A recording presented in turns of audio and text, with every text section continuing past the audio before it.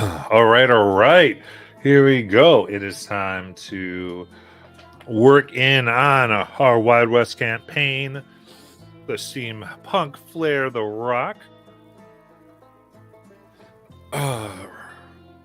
Remember, if you're joining in, you can go ahead and give some of that sweet, sweet inspiration to our crew here.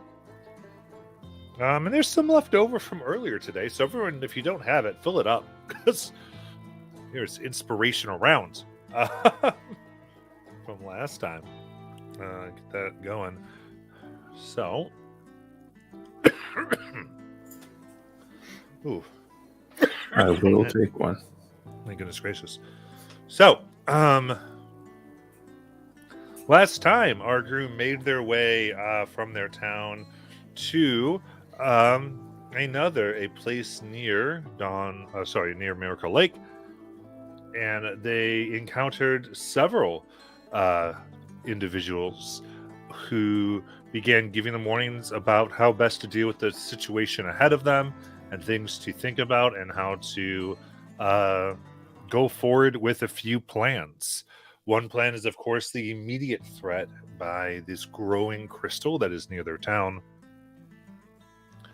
as well as the future, making peace with neighbors, getting friendly relations, where the different settlements might actually care for one another. These things are very important if everywhere is to survive, as certainly the major force that seeks to control most things, the company, is most powerful when everyone is separated. So getting everyone together is a major, major deal for our heroes. And these issues and goals are what is on their mind as they are being, or have been led now, through the gates into this town, settlement, that is yet to really have a name. No one really seems to call it anything. Then this is where we are. So we're going to get on started there.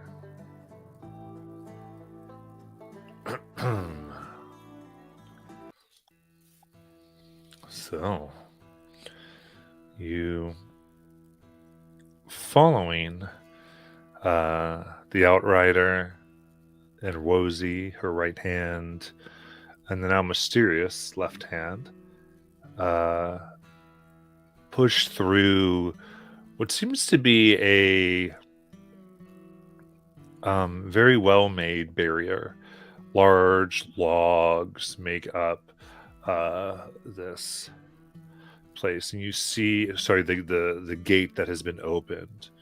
You see several modified weapons of Cenarium that are being holstered as they saw you approach, and now are on their shoulders, with more still on the lookout, as they want to make sure that no one approaches and that you are the only ones who are coming. And there are several materials used within the fences. You see a lot of hempen rope tied around these logs. You don't see the raw bark. Possibly some type of defense against sonnet energy. Walking in, see the town here doesn't really have streets of any kind. They're mostly mismatched without a great sense of order. It's come up as it needs, though there seems to be functionality. People do seem to have trade, and one noticeable thing is people are very clean. Their clothes are clean. It seems they are well hygiened, well hydrated, well fed, athletic. That this seems to be a very functioning community if done in a sort of different type of way. And thus, in here, what would you all like to do? Matt, if you would let me retcon a question to Starina that I would have asked before we got in the door. Sure. Starina, You said that us having secrets in our official capacity might be a problem, might be a cause of disruption in a city that is focused on loyalty and betrayal. That is true, yes. Is there someone who takes their role as seriously as you do, that is in charge of secrets, of information, that if I entrusted this to, I could entrust them to fill their role with the same dedication you fill your role as Outrider?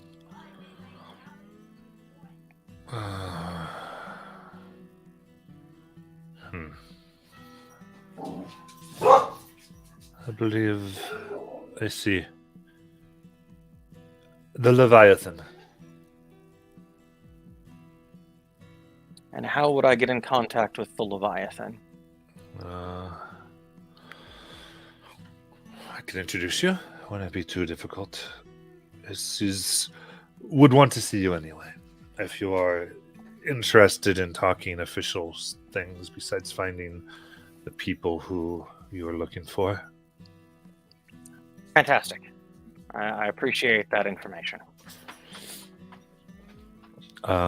With that, she can lead you to Leviathan right away, unless somebody else would like to do something.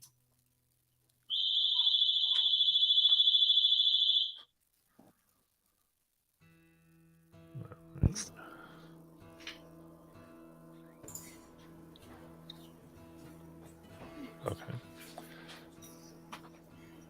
Then, do you have something, Trey? No. Okay. I just want to, as we're going through the town, I just want to look to see if the company is keeping a watch on them also. Gotcha. Yeah. Give me a perception check. Would you have let Arya know, or do you think Arya would notice you searching, like looking around, of your paranoia, I guess you could say? Yes. Okay, then she would just be like, she would give him a bardic for this. Okay. And that would be an ability check, so you can roll it twice and it's a d6. Take the highest number. Be a 23 total.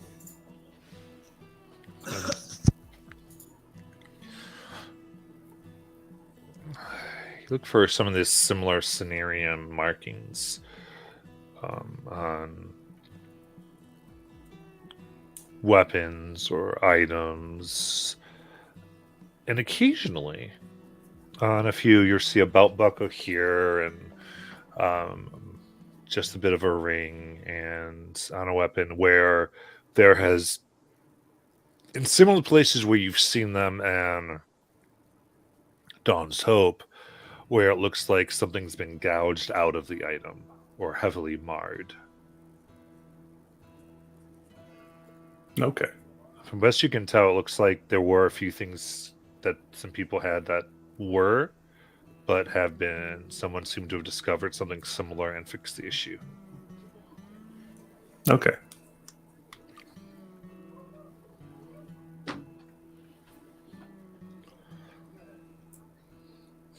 All right.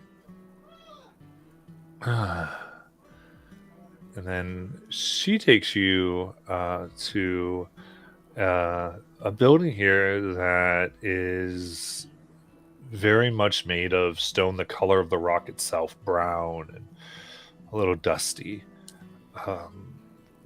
Its door is metal. As she knocks 3 times. Lucinda!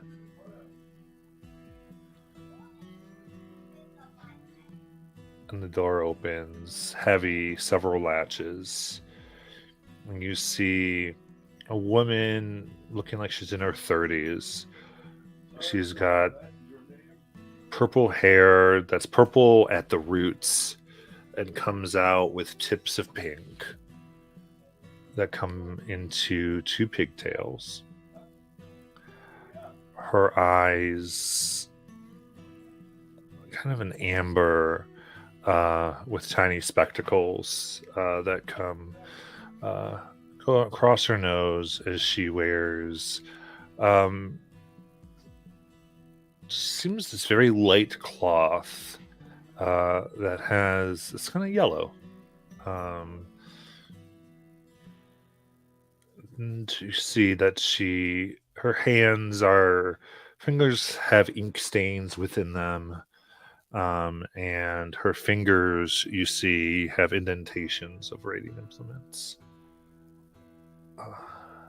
So, well, how delightful that for once we have people who we did not deem to kill.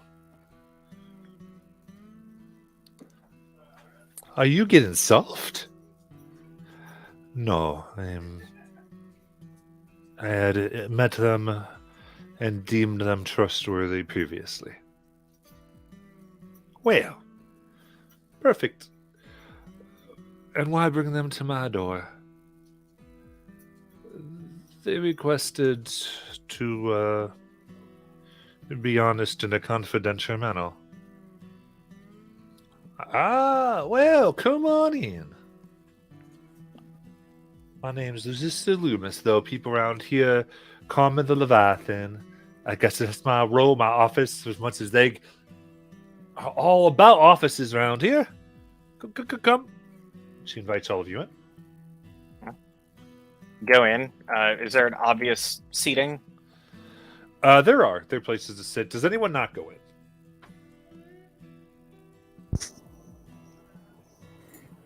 I will be going in. Yeah, I'm going in. Okay. I think Arya hesitates for a second, but then she ends up going. Okay.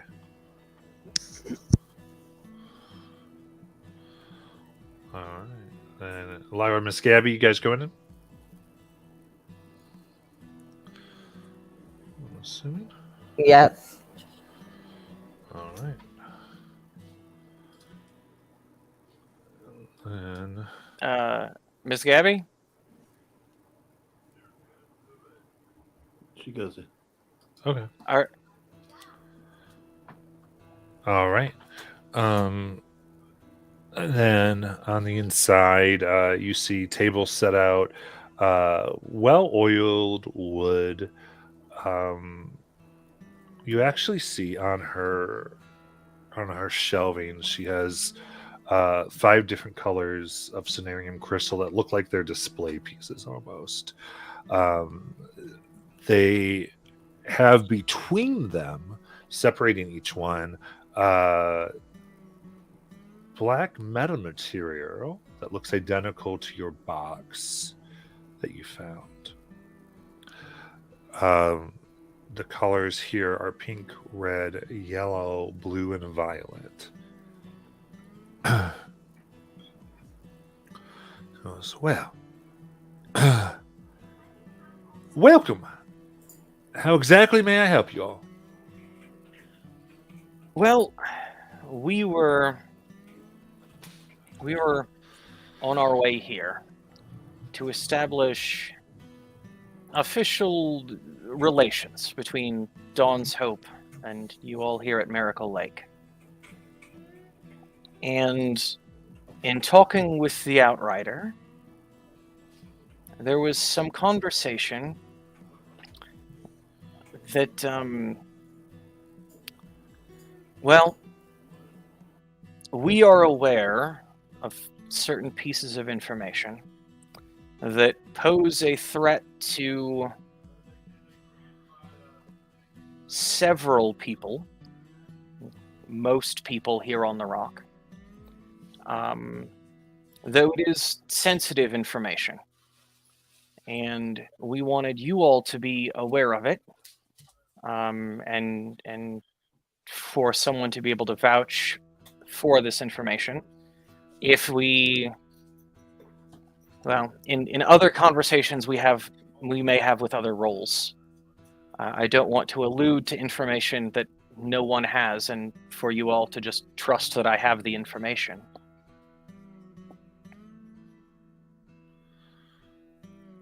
I see. And so you wish to share it? I do. Understanding the sensitivity of this information. Well, you see, the Leviathan waits in the deep dark places where no one knows. And, that's my job, you see. Keeping the secrets that no one knows. Making sure no one knows them unless they're needed. So, I would be the person I guess you're looking for. And by the nature, I'm one who, even if asked directly by various people, would say, I don't know nothing. Unless I deem those people worthy to know. Because they need to know. I also ask that you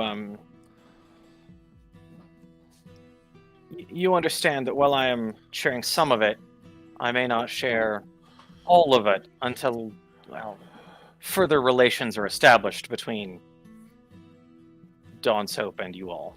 Well, that's certainly up to you, I guess. That's,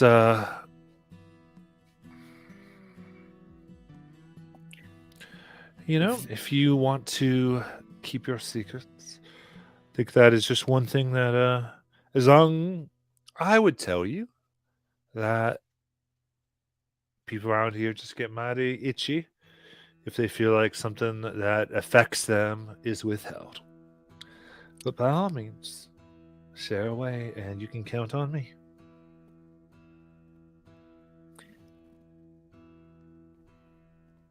The common refrain of the settlement that now calls itself Dawn's Hope is that there was an attempt by the company to build a settlement there and that it failed, and that the company has given up on it. And that is at least what we were told as we filled a convoy with supplies and people and settlers.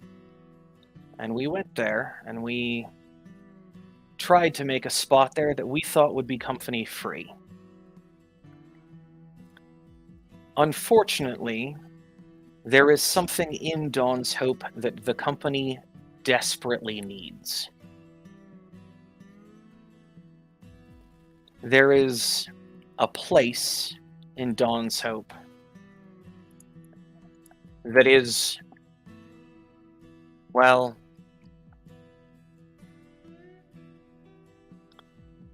has information about the founding of the company.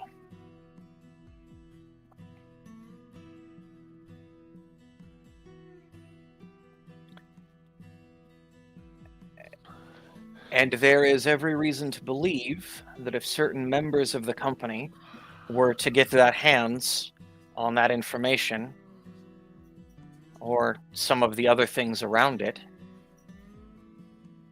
that all of the rock would be in danger. Because you see, the company's entire goal, its entire purpose for all of its presence on the rock has been to get some of those things. I see.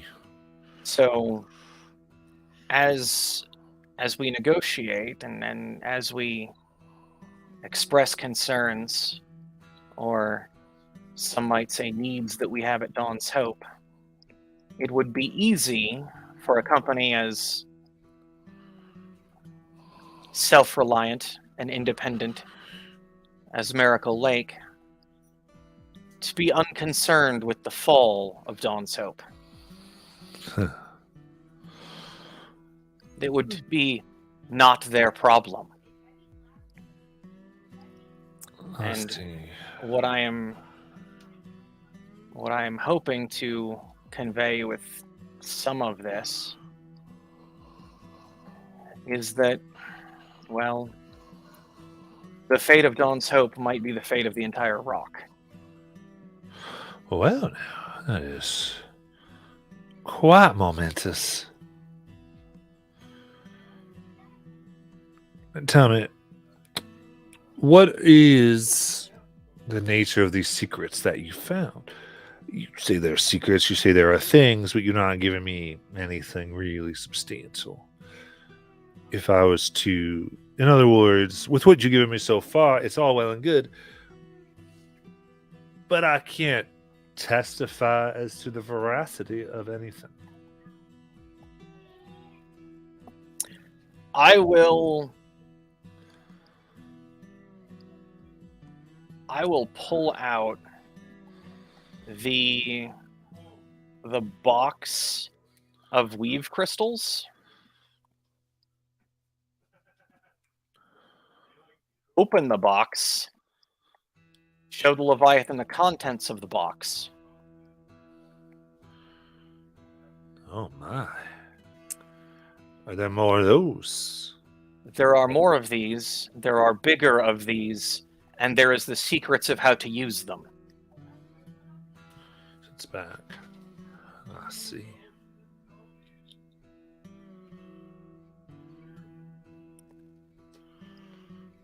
Some of these things have been intentionally safeguarded from the company. Right. Because of, well, some concerns that some of the founders of the company had about other founders. And it seems those concerns were legit. And if what is left of the company now were to have unfettered access to the place that these are protected, well, you can only imagine what the company would do with it. Fair enough, fair enough. Well, one does not simply wave scenarium seed around flippantly. I am not doing so flippantly. I'm not saying you are. My point is that you are not. Well, I will keep these secrets in the dark, where those who tread meet swift ends.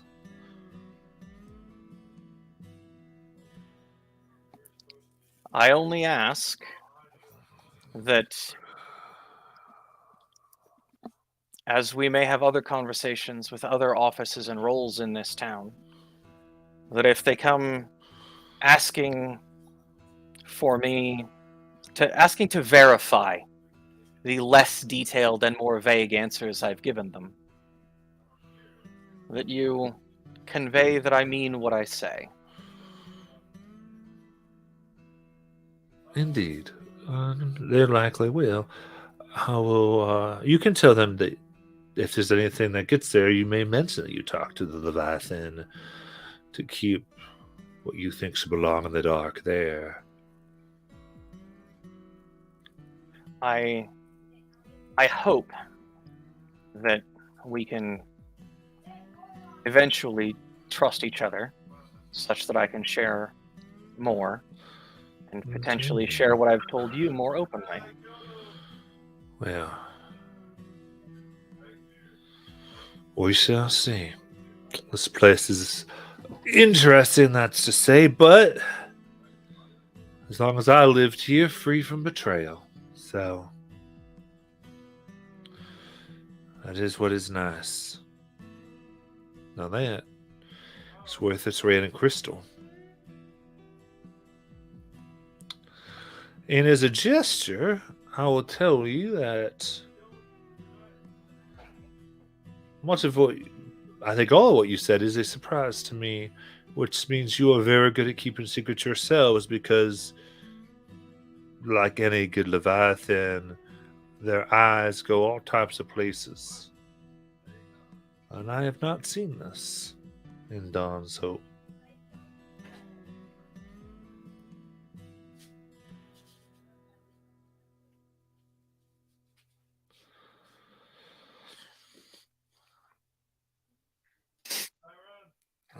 Dawn's Hope. Dawn's Hope has its secrets. That is for sure. Oh, yes. Well, most places do. Of course, obviously, this place has secrets, so they would not need a Leviathan. So, is there anything else that I can help you with? I think that is plenty for the moment. Excellent.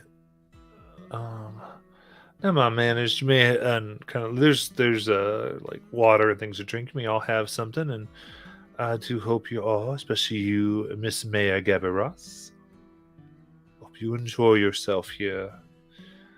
Miss Aria, I do hope that sometime I will have someone will bring me some of your famous liquor for me to try. Well, I've got some on me if you want to give it a try now. Oh my, I was not aware you had any. Please. Of course. Would you like cinnamon or mint? I think I might try my hand at cinnamon today. All right. She will pour some, about 3 fingers in a glass for her. You are generous as you are beautiful. Oh, you. Well, Tell me how you like it.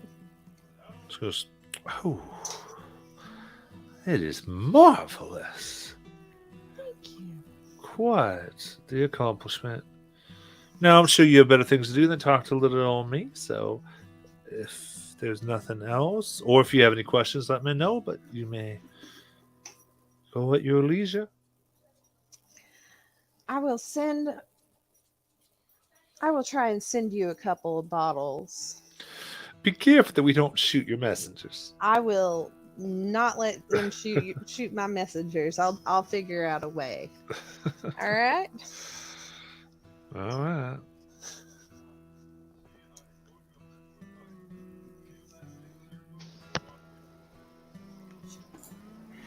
I am gonna walk outside. Okay, very cool. And what else? What's next, everybody? I'm gonna be the last one to leave, and just before I walk out, I'm gonna close the door quick, and tell her, I don't know why, but I have a feeling that there's one more secret that I think should the right person need to know it, they'll find you. And I open up my jacket and I have Pocket come out. Oh my. A dragon outside the breach. And not he's a bit different than the other ones too, as you can see. And he's basically looks like he's made of crystal, and you can see almost clouds of poison and fire and little mini snowstorms kind of moving throughout his body of all 5 different types. Aren't you all full of surprises? Yeah. I will keep this secret unless others need to know. Was this the only one you know of? Far as I know, I happened upon him on the docks and just felt the need to protect him or her. Its name is Pocket. I'm not quite sure how it's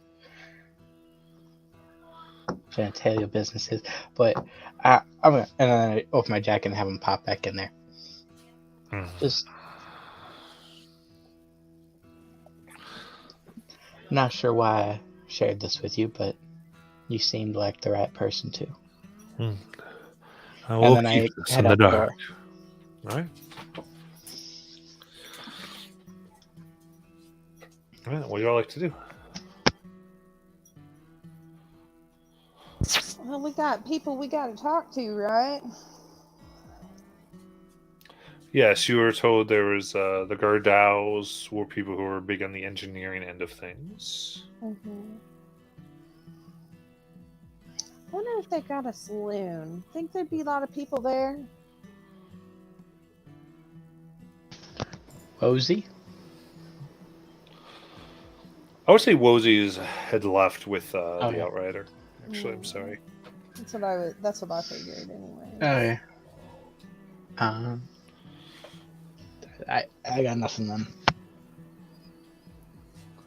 Well, one way to find out, I'm just gonna go up to somebody and be like, "Pardon me, do you have a saloon, a tavern?"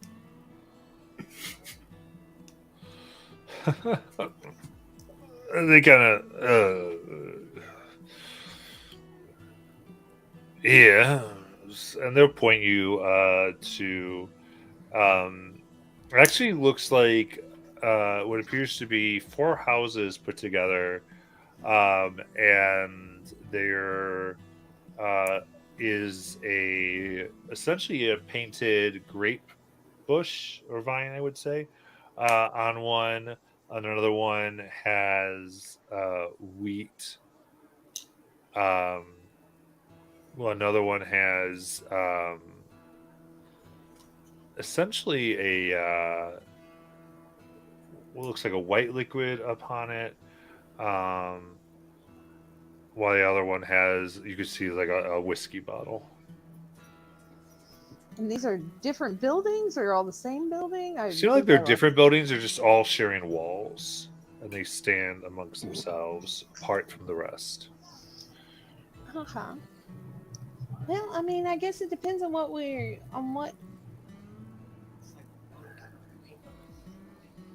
So we've got, it looks like beer, wine,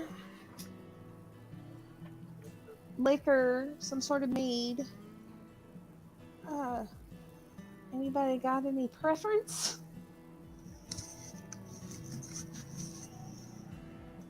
Gabby, why don't you pick for us?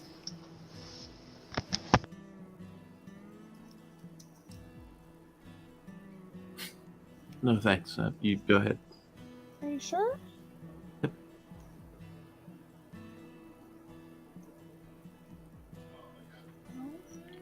Ogie? The one looks like milk. Let's go there. Oh, okay. The one that looks like milk. I guess we're going to the one that looks like The one with the white liquid. That's milk. yeah, I'm sure it is. Yep, it is. That's Okay. you cannot convince Ogie otherwise. It is milk. That is where he is going. All right. Absolutely. All right. Yeah, and that's the cat. Very good. Then you enter in to this building here. And there are a few people you see drinking what looks like milk very seriously around. I'm done. I'm done.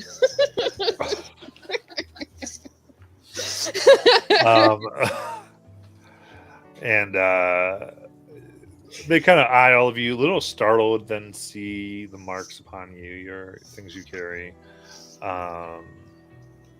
And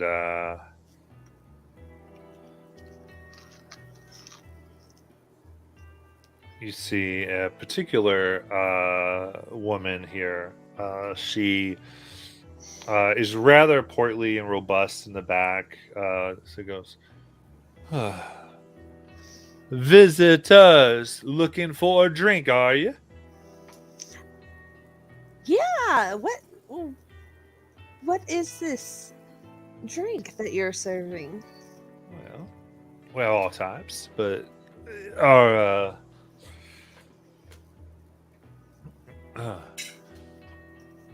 Garate is very popular. I must say, it is various types of milk. Really, it's whatever we kind of find, but we ferment it. Fermented milk. Mm-hmm. That's all types. There's good for our buildings here. We serve anything of the variety that one might take from the creatures here of the rock, and find ways to make it nice and knock you off your ass like. Ooh. Sounds down like it's down your alley, Ogie. Honestly, he's spaced out after hearing that it was milk, and he's just been, the different types of milk, and he's just been thinking to himself all the different animals that he's seen that could have milk. That's like he also is kind of tuned out the fact that it's fermented and all that stuff. To him, he heard milk and various types, and that was it. And so Why he's don't just thinking about that. Arya's going to usher him to the bar, and he'll take a glass or a shot. How do you serve it? Can I get in a bowl? Like a bowl, glass, on whatever you would all like. I must ask, being well, I do suppose, generally, here everyone is entitled to one drink a day, unless they, of course, pay. And since you are marked as such, you are to be treated with the kind of grace as anyone.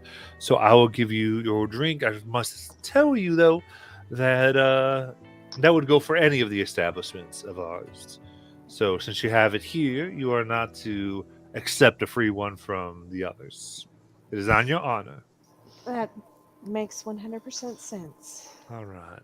By the way, I am the ace, and you are? Oh, the ace. I'm Arya. Pleasure, and she'll hold out her hand. Yeah, Arya. This is Ogie.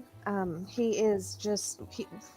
I've been trying to figure out a way to make him something that he'll like. Well, maybe we'll find something. Maybe there's a type that we can come to. Mhm.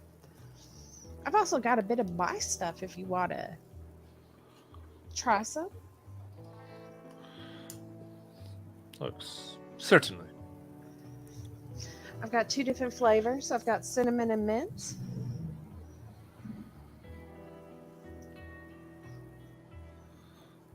I will try some mint. And she'll pour her some mint and slide it over. All right, and then she, for all those who want, she will give a glass of milk for her, or in a bowl for Ogie. I'll try a glass. I'm saving mine.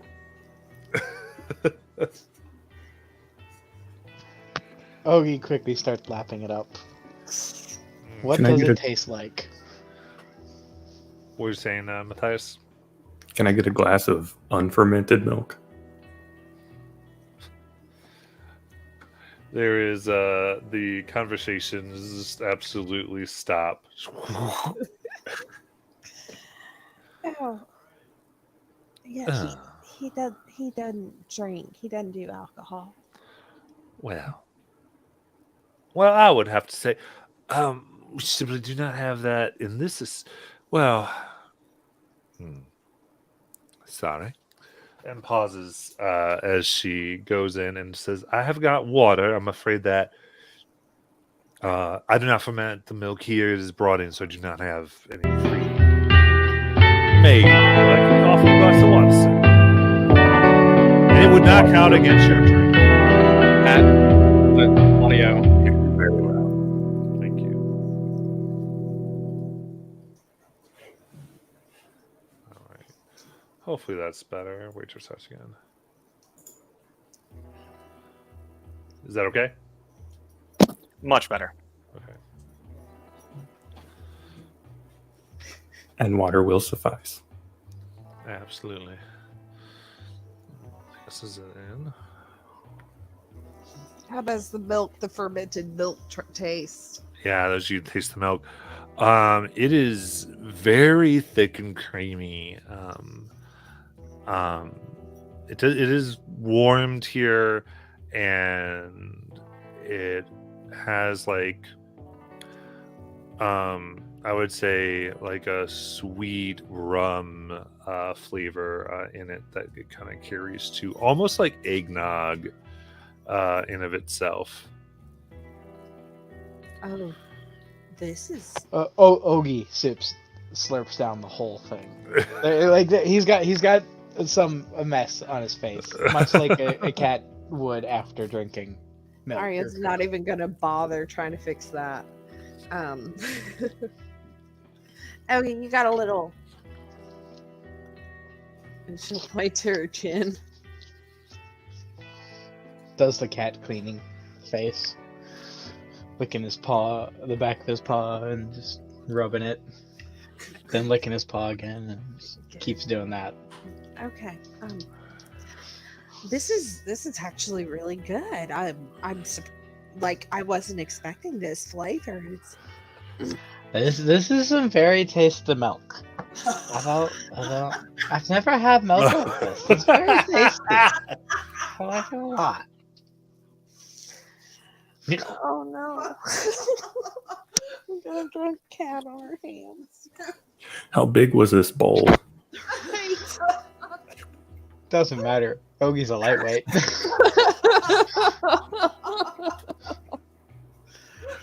He's gonna just look down at the empty bowl in front of him and just start slowly pushing it towards the edge of the counter. No, Ogie. They grab it. Well,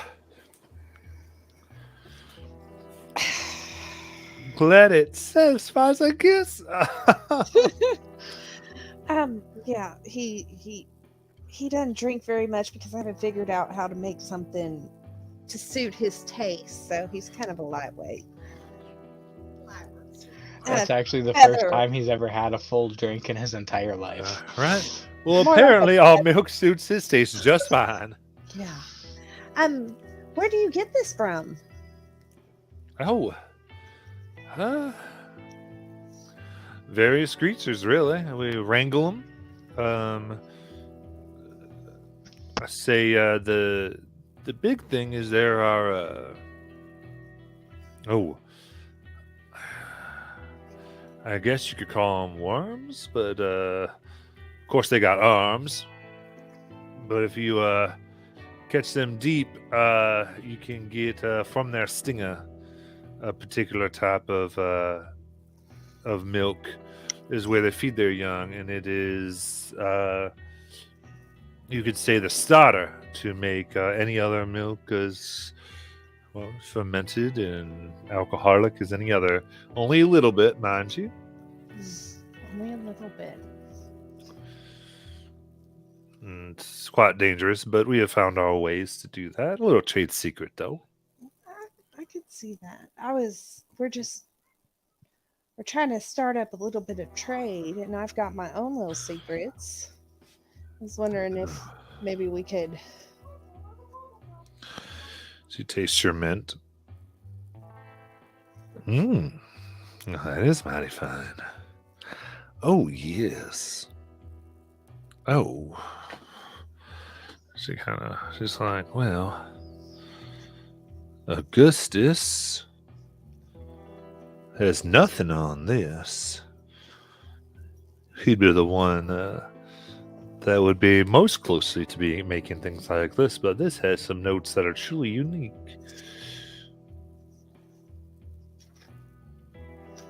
Yeah, maybe you'd find something then. Again, as you might have guessed, trade here sort of hard as well. We don't let people come in and out, but keep trying applying that, and that could work quite well for you. I'm trying to figure out the details on how we could set up a little bit of trade. We'll figure it out. But I would definitely like this. I think your milk would be a huge hit in my saloon. As you say that, Ogie's kind of torn between trying to climb up onto the bar to curl up and onto Matthias's lap because that's very warm. He's kind of just curling like, you're very warm, Matthias. I like that. It's nice.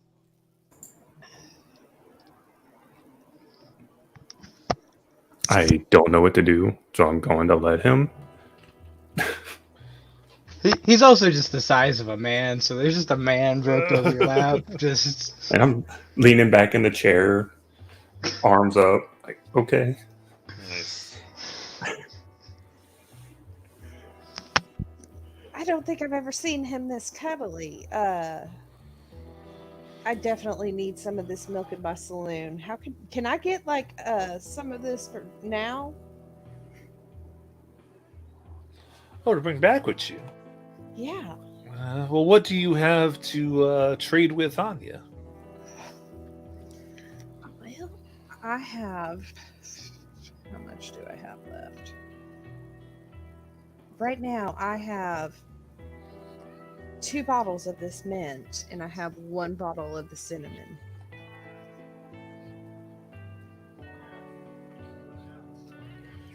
She brings up a bottle. Well,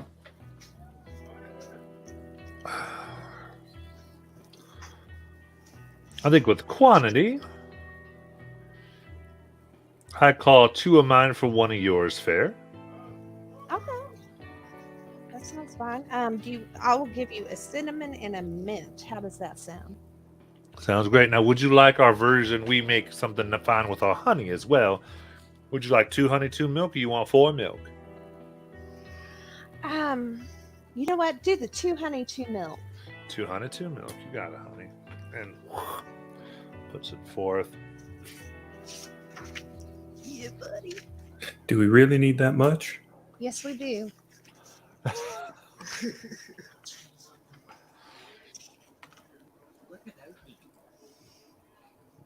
2 honey, 2 milk. He goes, just be careful where you tell people it came from, because they come looking. Well, you know how the guards are. I will not tell them anything about where I got this. I want this to be my trade secret. That's good. Actually, you know what? She's gonna. How much for a glass of the honey? I want to try that.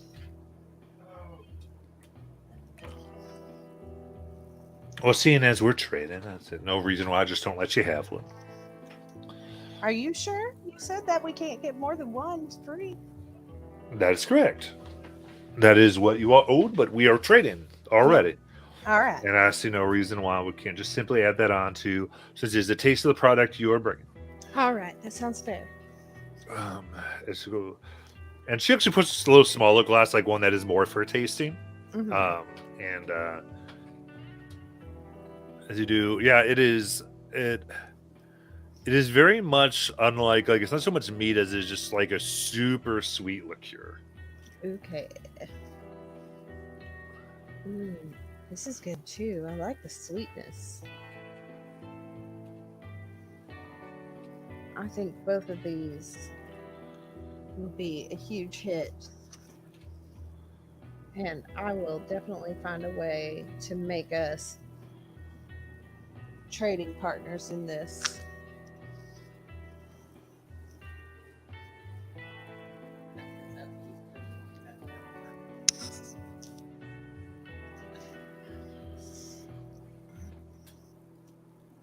Anywhere anybody else wants to go? Oh wait, we I got distracted and sidetracked. Do you know where the Gardos are?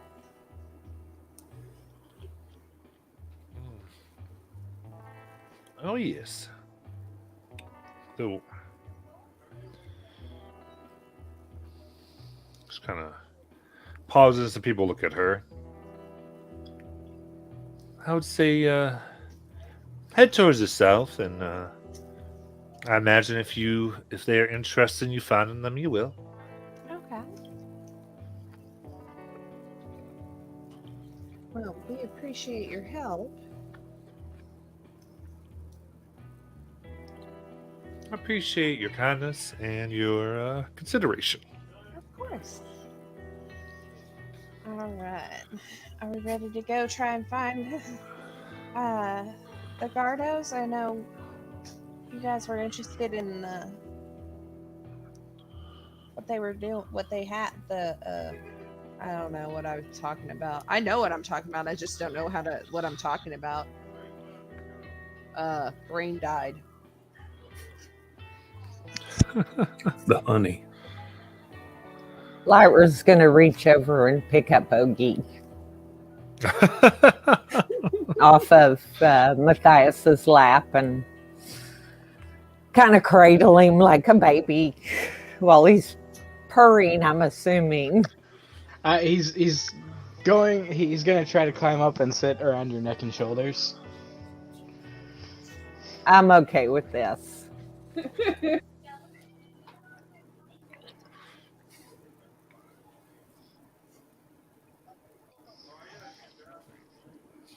We're the Gardos. And then he's gonna start making biscuits kind of right on your cheek.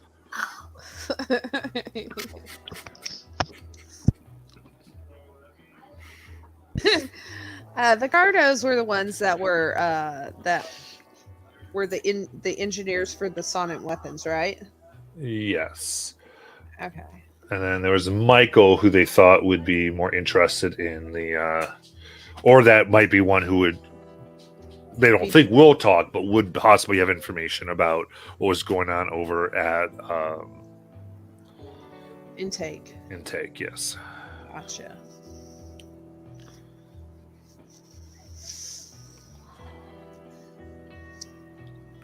Well, I don't know much about the Cenarium weapons, guys.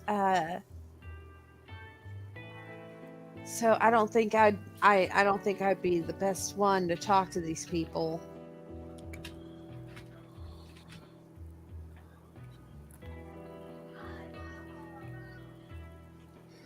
What were we trying to find out about Cenarium weapons? I'm not really sure. I think Miss Gabby, weren't you interested in them? No. Was somebody interested in? Somebody said something about because they're so. The range, I believe. We were talking about getting the range of the other sniping. They said, "Who do we go?" And they said you would talk to them. I believe. I forget who said it. I think that was a conversation. Gabby, what did you want to do?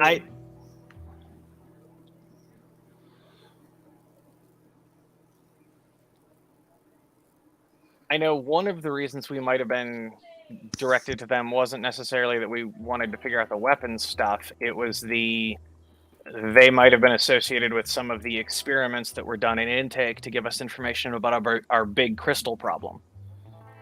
That's Michael. We were given both sets of people. Yeah, I think that was right. I think they both were possibly interested in it. It was That's these people will probably talk to you, and then there's this dude that knows more but might not want to talk to you. Okay, yeah. Sort of how that was, how I remember that conversation going. I think that's how it was. Yeah, I was trying to get my brain around this. Yep. Well, should we divide and conquer? I think somebody from that has witnessed intake for itself would be. I think Michael would be more open to talking to them. We also don't know where to find Michael.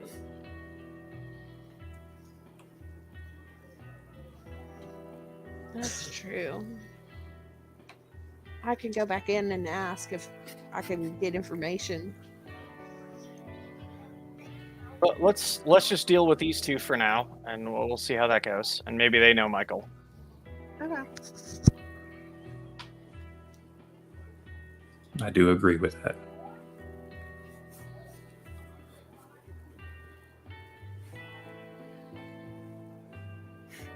All right. So then you start heading down more towards the south there. Yeah, how do you want to go about trying to locate the Cardos here? Cardos.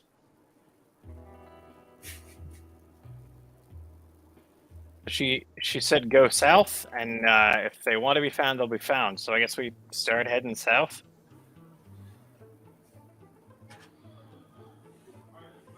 All right.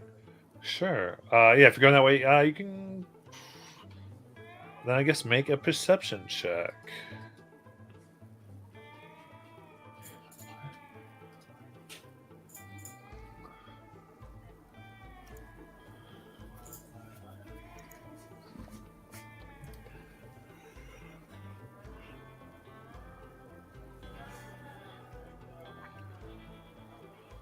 Just my browser decided that it wanted to not cooperate. Give me just a moment.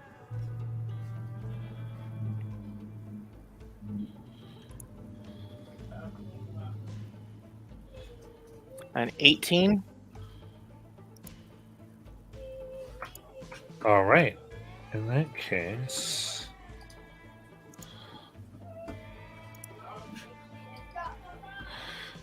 $18.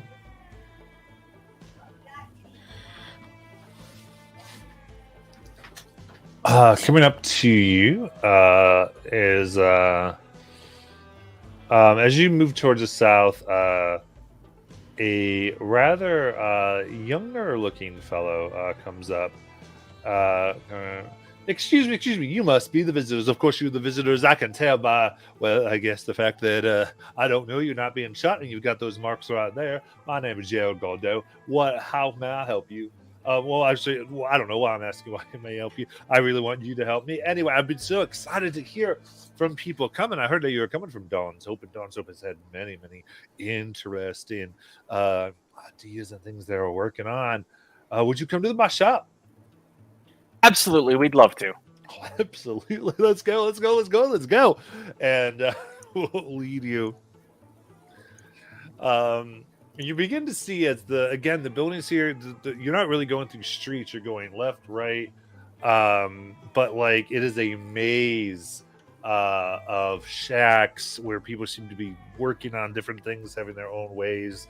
Somewhere just looks like people are living, maybe not that great. But it is actually very hard where you're like, I don't know how I would tell someone to find this place by the time they kind of lead you through. But soon you come to where what looks like is a large crater. And within the crater is all types of metal. You see various scenario crystals sort of laying about, separated again, kind of by the black metal. And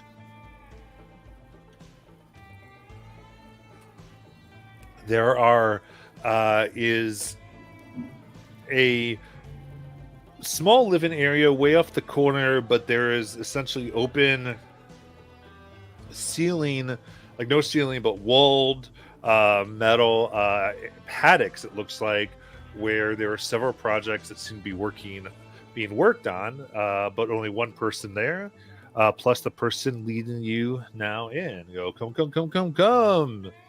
Oh, Grim!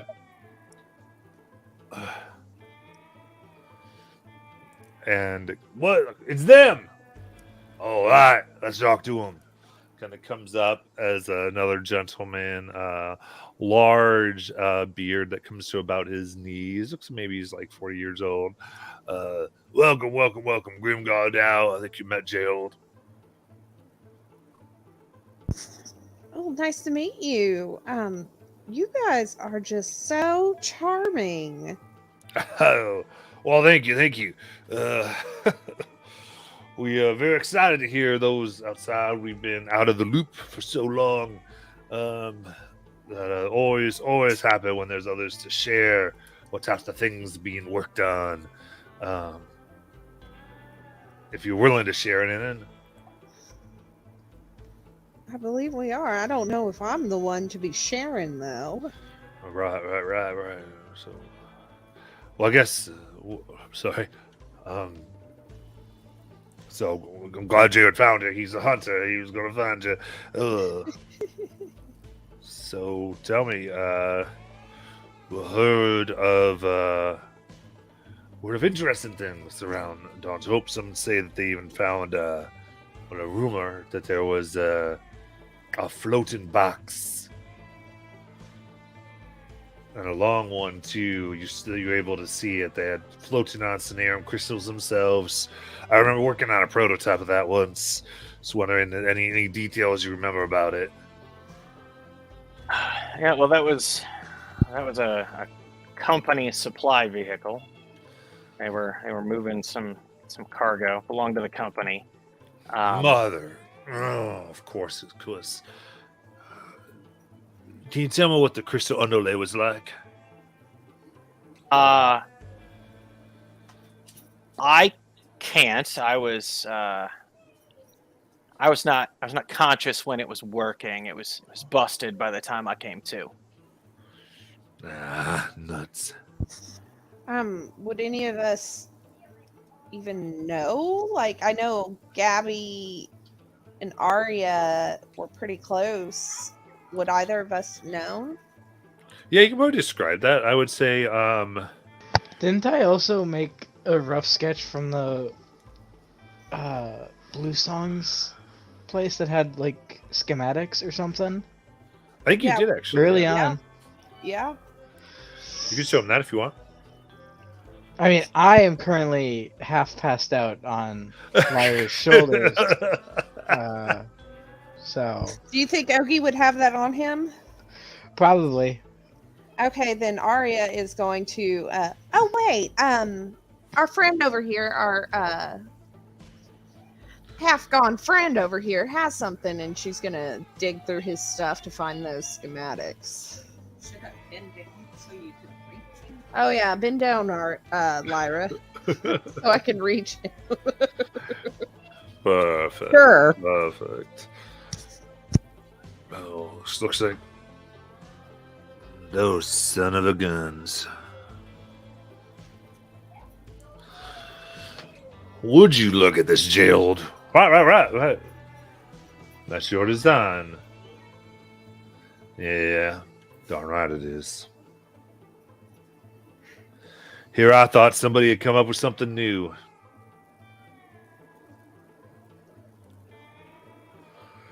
You know, I ain't never worked for a company, but... And he gets really upset, just go, I just gotta go. And he goes into another paddock away from you and just starts throwing things against the wall and swearing.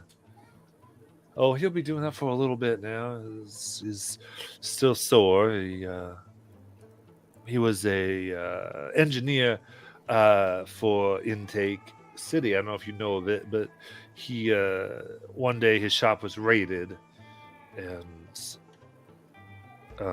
well, no one would hire him. And I don't know, again, if you're familiar with Intake, but in Intake, you ain't working, you ain't a person. They treat you like cattle. Yeah, I remember. And so he, well, what he tells me is he took me as mother was dead and I was but a babe, carried me, and well, he was found by this place. So, anyway, I'm sure he'll be really wanting to talk to you about other things eventually once he cools down. Just always say you'd hope that, you know, whatever it was, those people weren't going for the company. That at least it was some, anyway. He always talks about it. It's still sore spot with him. Honestly, sometimes I don't know if he's more mad about the company taking things or the fact that no mom was killed, but I know that. Sorry, that's a bad thing to say. My bad. Anyway, folks, I guess while we're waiting, is there anything y'all I can help you with? Any questions you have about our wonderful settlement of despondent adults? Despondent adults. Well, we had a question about intake ourselves that we were looking to ask y'all. And sounds like the person to answer those questions is in the other room now. Oh, talked about intake. Oh, he's already had his drink today too. Oh, he usually needs a few. We Well, you think something would, like a drink, would calm him down a bit? It's usually his price. We're talking about intake. Okay. I'm gonna go kind of knock on the door a little bit. What was his name again? Which one was that? My goodness, that was wow. Things that happened to my brain. Jared Grim. Grim. Thank you. Grim. Gosh. Oh my goodness. It's fine. Grim, I've got something that might help.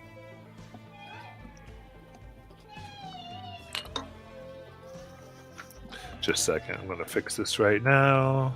All right. Graham and Gerald. So it's in front of me, so I'm gonna do that again. Yeah. Kind of. I'm sorry, I'm just a little upset. Do you need something? I'm not good right now. No, you're fine. I've got a little bit of something, and she will pour some of, because she's got one bottle of mint left, and she's gonna pour him a glass of the mint. Try this.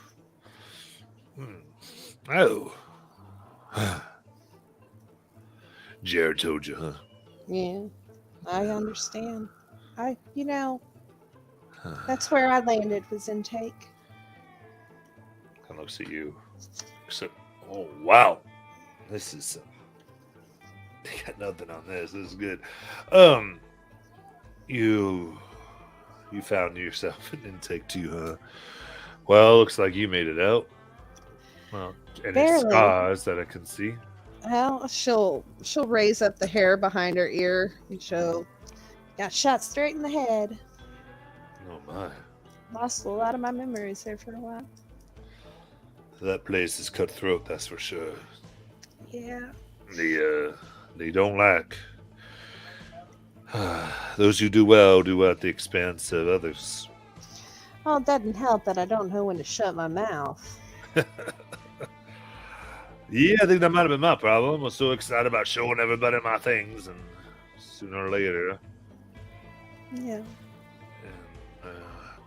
not that people didn't offer me anything for them, but you just get the feeling that no one wants to do anything good. And you have the crazy idea that you can stop them, I guess. I feel that. Where are you originally from? Originally I'm from Slashia Islands, actually. Okay. Oh. I think we got somebody. I think Ogie is from there. This is a pesto cat. Yep, that's Yeah. Ogie. Right. He grew up on the docks. Yeah. That worked. Yeah, I was all meant to send stuff back to them, and that was the other. Anyway, a lot of pain actually. King drinks a little bit more. But, She'll fill up his glass a little bit more. Why don't you come sit and talk and relax? all right. So here's some kids sit and talk if you guys want to ask them any questions. All right. All yours, Morgan.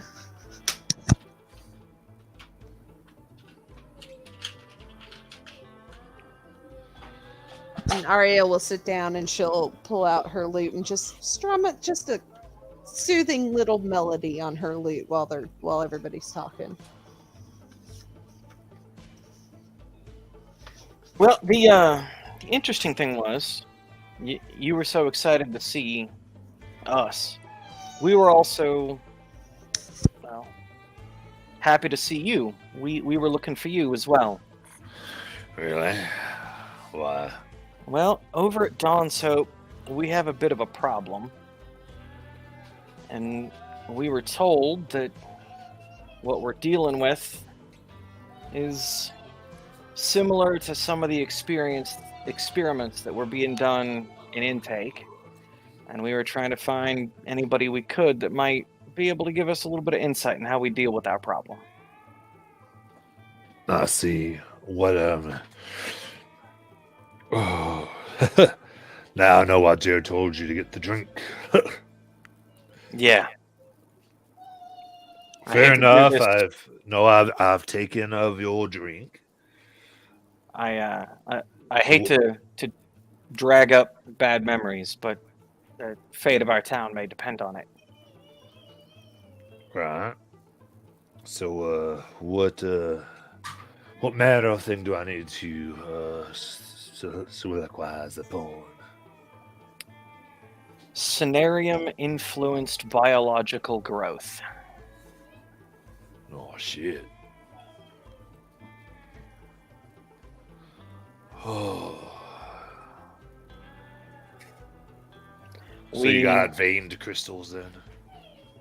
We got veined crystals, and we got things growing in them.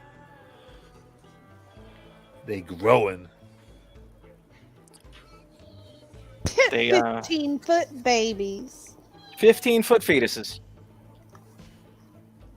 Well, hell, I don't know much about that.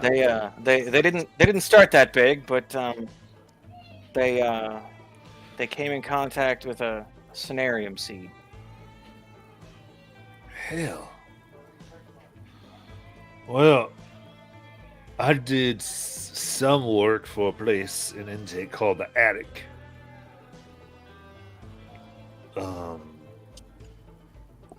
They well, I tried not to know what they were doing. It was a time when I had just sort of started my own talent, and anyway, you won't want to hear about that. I would make. They wanted me to make things that would grow in Cenarium. I didn't quite know how to do that, but I came up with some apparatus, you could say, that essentially would allow Cenarium appendages, limbs, pieces of people to grow upon themselves. Mind you, I might have heard a rumor or two that they might have been able to take some of that to the next level, but it would be veined and black. I mean, so I know what you're talking about.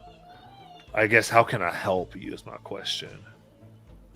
Well, we have some people that might be able to do. Well, they've offered to do some investigation, but they need.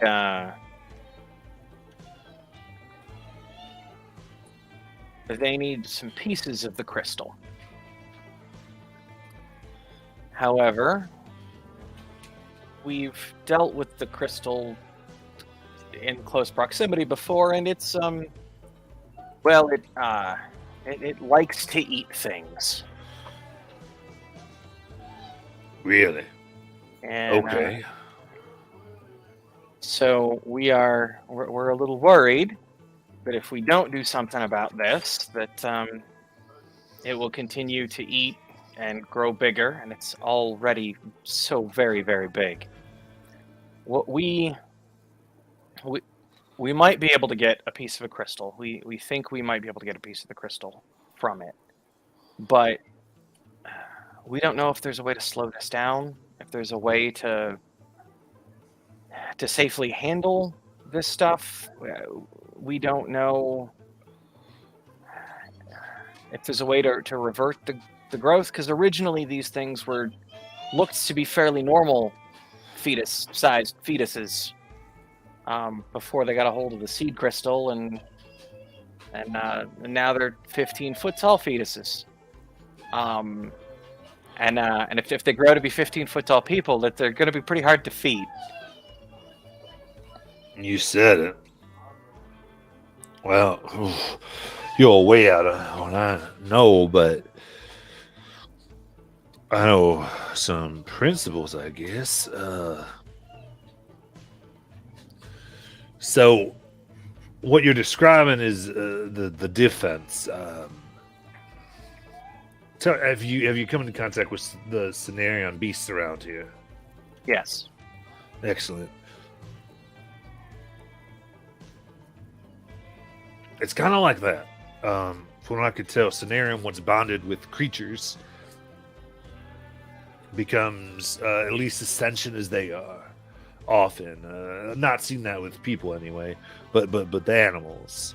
It's has a instinct to itself that usually bonds with animal instinct. Thus, there have almost automated, you could say, defenses.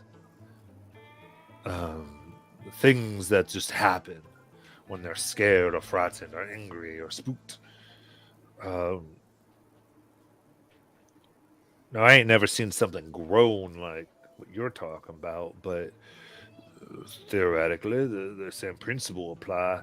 So, the way you would deal with it, well, one of two ways. One, you convincing you ain't a threat, but if it sounds like what you're telling me is if it doesn't think you're a threat, thinks you're food, which ain't any better, really.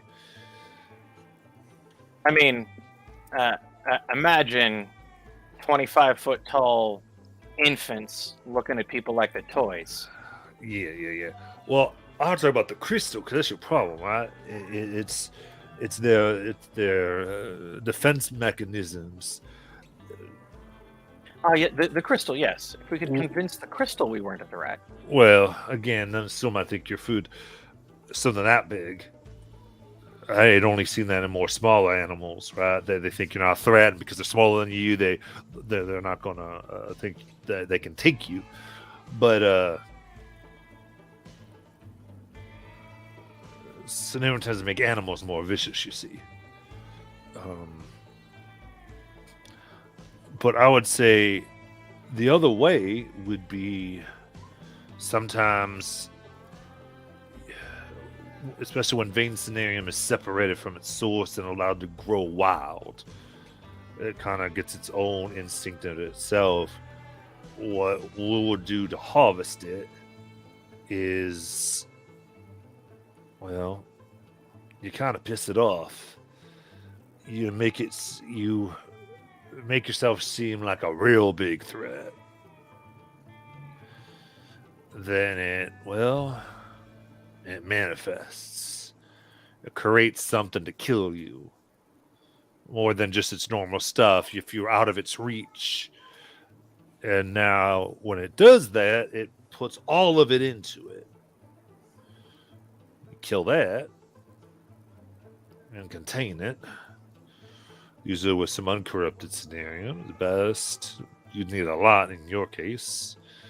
That would at least allow you to possibly get close enough to deal or to investigate or get the information you have. I guess I could just tell you about the defenses there. I don't know what the hell growing, or I ain't never grown anything in scenario. All right.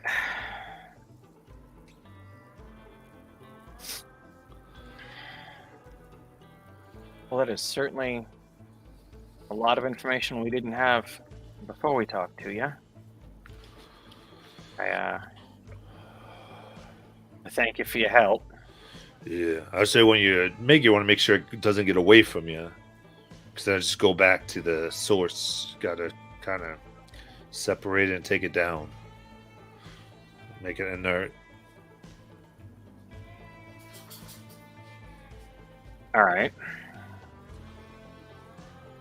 I hate to think what crystals this big would make to attack us. Sounds True. terrifying. Though, I mean, if it's that big, I don't know. You might be able to make it do several if it had several threats, different directions. I don't know. I guess just remember it's like a beast. It's instinctual. Well, inside, like you say, it might be in fact intelligent, but I don't think those that they are going to run the the beast you influence. That's just a creature. All right. Just like you can frighten one away with fire into a trap if you wanted to. Right when you go hunting, you can snag certain critters with a piece of silver in a cage and it can't get its arm out, you know. There's just things you can do to play on a beast's instincts.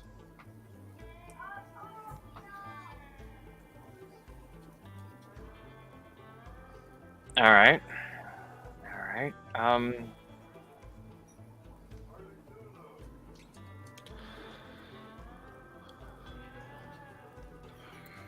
That is helpful. Now, there is one more question I have for you. We were given another name that might have information to help us, but we were told it might be difficult to have a conversation with them about this. They aren't normally extremely talkative about it. We were given the name Michael. Yeah. And I was wondering if you had any way you could help us be able to have that conversation with Michael. Oh, I don't know. He thinks for a moment. Michael, I might be more harm than help, but I could see. I mean, if trying to have a conversation with him, he's pretty.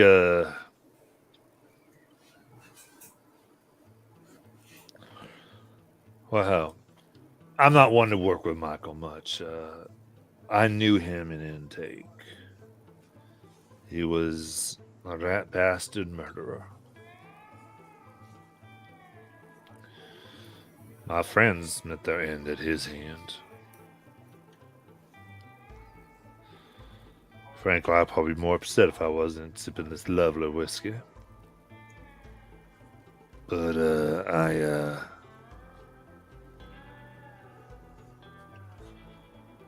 him and I have not gotten along while we've been here. Given what you've said, that's completely understandable. If you want,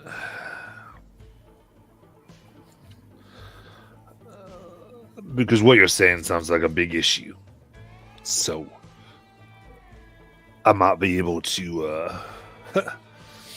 Yeah, I'll pretend I'm about to come find him, and if he takes the bait, he might run. He's one to avoid confrontation. And then when you see him, you might be, but I don't know if that'll help him open up or anything. Yeah, hard time with that. He was very into the addict's world. And to me, he probably should have been let die, but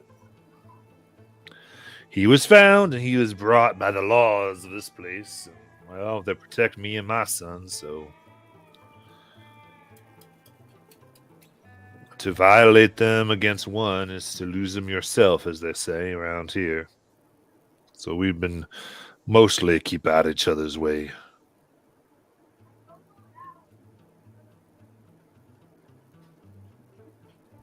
Well, I don't want to put you guys in that situation. Do you know where he would usually be found around this time of day? This time of day, yeah, he's usually drinking beer. He's drinking beer. Okay. Yeah, he whatever.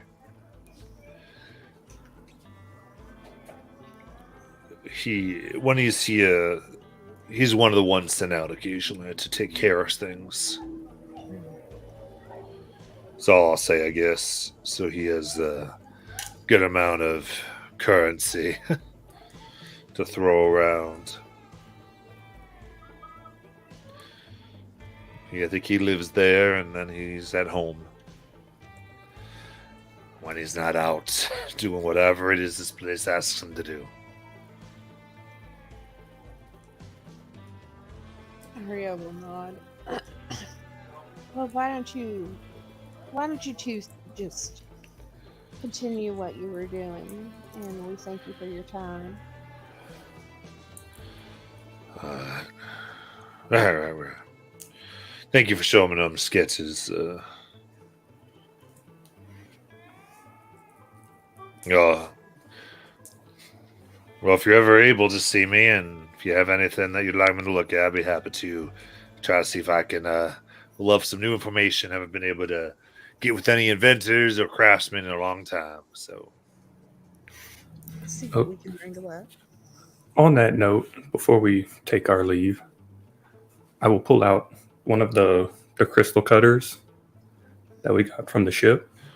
oh my goodness, that is beautiful. It doesn't work. Really? That looks like, oh my goodness. Do you have any idea what you have there? I know it is for cutting crystal. It's for cutting crystal. My God. Yeah. A chisel for cutting crystal. This will give you almost no loss at this was without sonic resonant. My gosh, man. It broke, it ain't. Please tell me you want me to fix this for you. How long would it take you to fix? I have zero idea. But, right, because your things. All I can say is I'll work on it right now, and you can take whatever it is I have left. I'll very sadly and weepingly give it up. Maybe If you can get it to work, I don't think any payment would be required.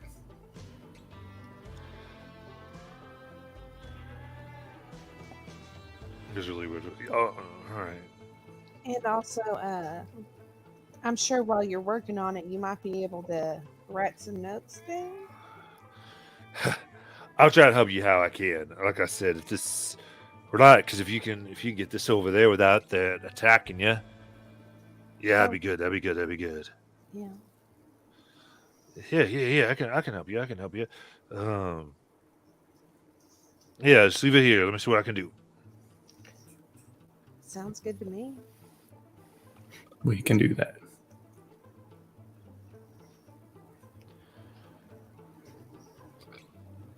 All right.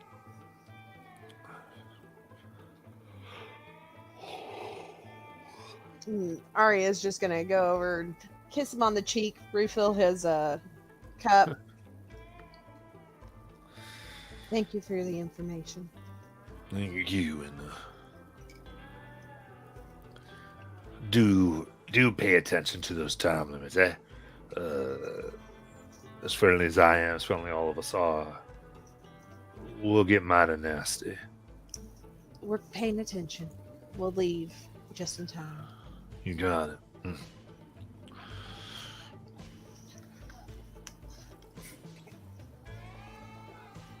And how long has it been? It's been about. She got here about 2 hours. Okay. So we're at hour 8 of 24. Yeah. You gotta leave 6 hours before.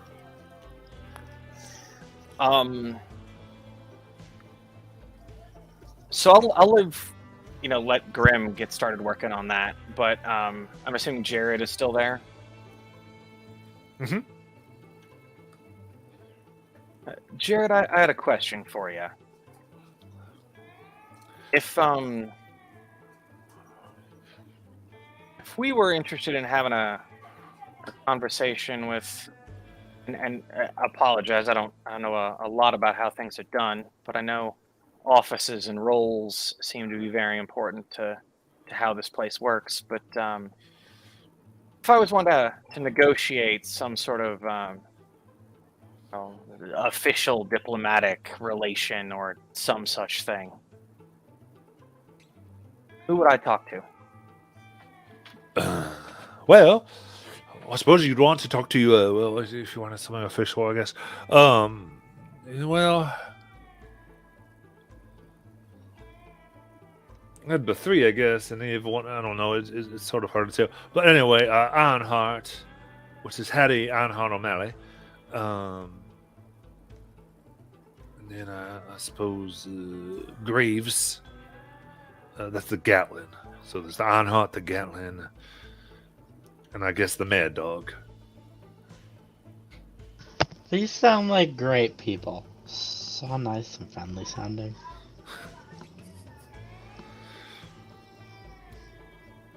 Like, out of character, when you say these sound like great people and super friendly, I'm imagining them as like the Full Metal Alchemist, and like Ironheart is like Armstrong, super buff, but like just adorably cute. That's what popped into my head when he said it. No, I can see that. Yeah, with pink sparkles all around. This has been 100%. passed down through generations in the Armstrong family. Yeah, The like Ironheart family. he flexes and it just spawns glitter. Yes. Anyway, God, I sorry. love Full Metal. Anyway, yeah. So, Ironheart, Gatlin, and Mad Dog. Yeah,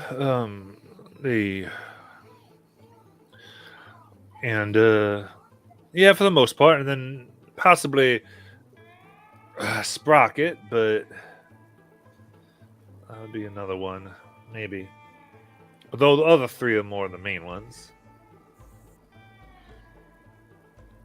All right. Given your knowledge of the three, which one would be the you think would be the best one to meet first? Set off a good first impression. Well,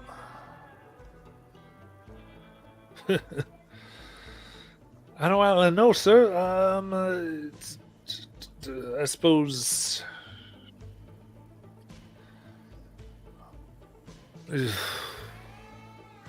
If I was to gamble with one, I guess I'd go Mad Dog. All right, Mad Dog.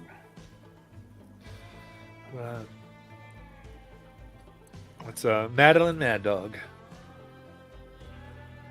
And could you point me in her direction? Oh, let's see here. Usually she's wherever trouble needs to be made worse than squelched, I guess. I guess so, but well, if she got nothing else to do, she's likely right there square in the middle of everything, watching, waiting. You know, waiting to pounce like a mad dog, they say. All right, I appreciate it. That, Jared.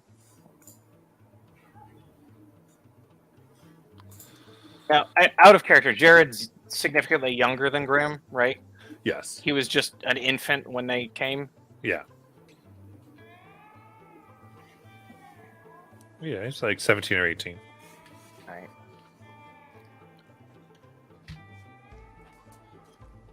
Now, Jared, I don't know how much of the engineering you picked up from your dad. You any good with it?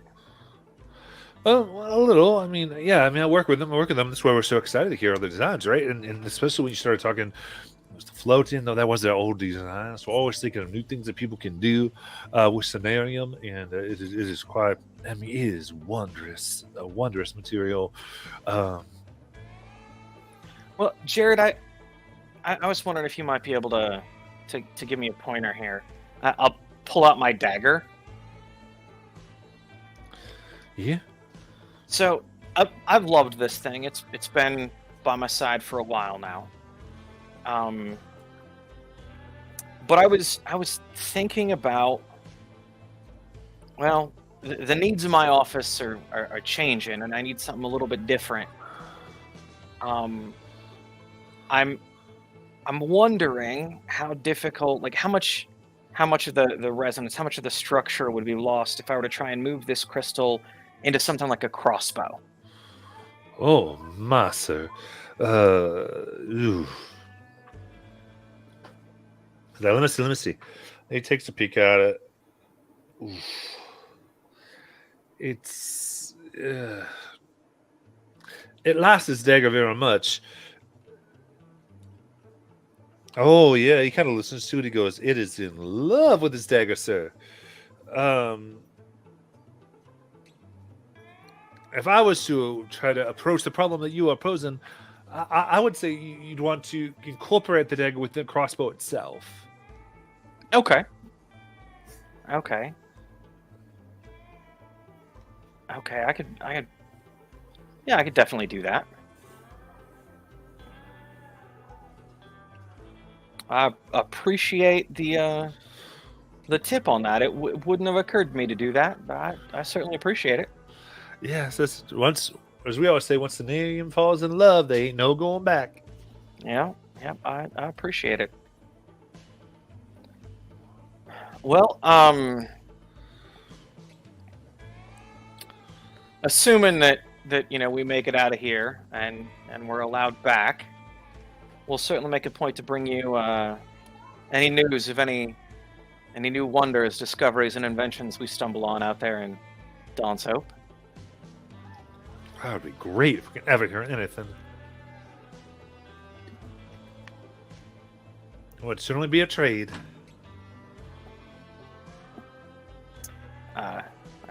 I'm fine with leaving at that point. Okay. Anybody else have anything they want to ask or say? Anything?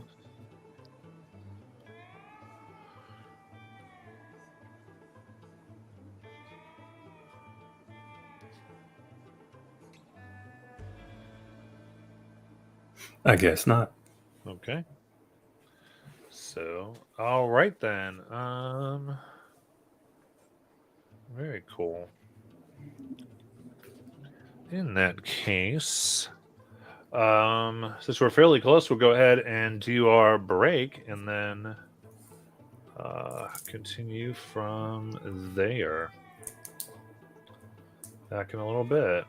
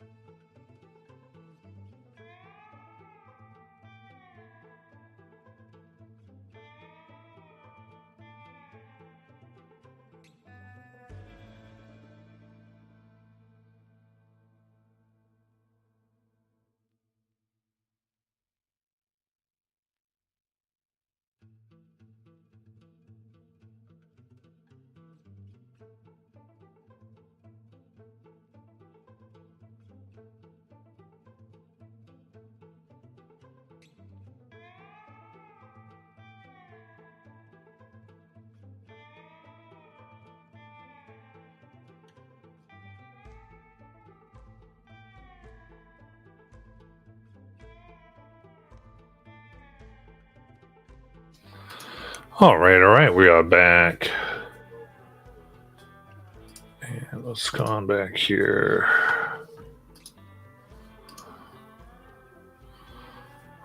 All right.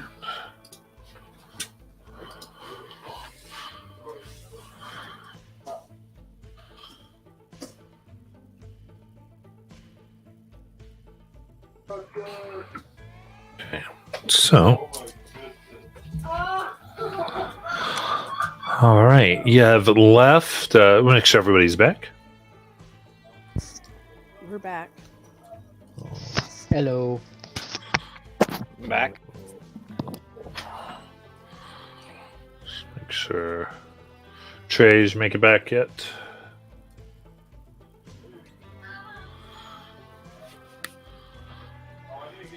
I guess Trey and Jackie. So I guess you guys wait. I am back.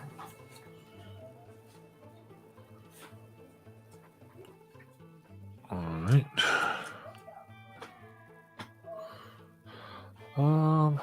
I'll just go. Hopefully you're back on Jackie.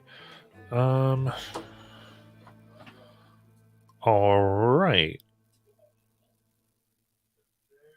What? Yeah. Where would you guys like to head from here?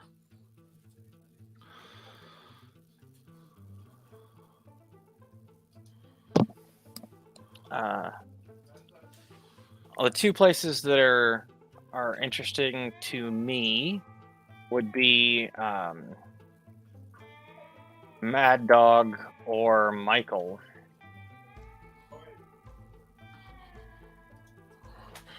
Yeah, I think. Yeah. Does anyone else want to take the lead on this, or just think of it? Because I think I want to make sure everyone gets a chance to kind of do some stuff here, as much as they want.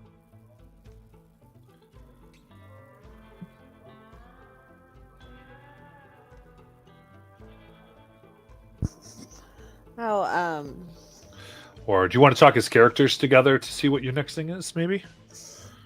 I think that would probably be the best thing to do is to talk as a group to see what we want to do.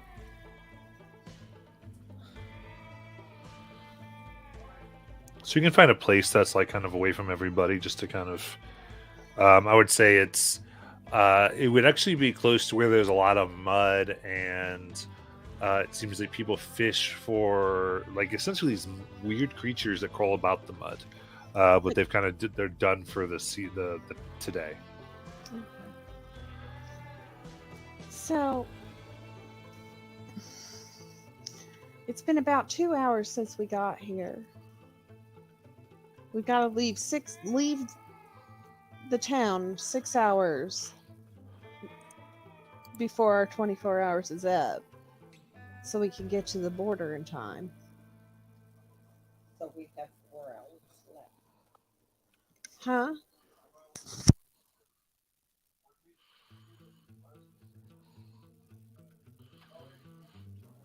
So we essentially have 4 hours left here because it takes us 6 hours to get out, and it took us 6 hours to get. We have 10 hours left. Oh, okay. Effectively, 6 hours in, 6 hours out is 12. We have 24 hours, so that leaves 12 hours in town. Assuming I'm not bad at math. I could be. It's fine. I'm a barbarian. We're a little on the slow side.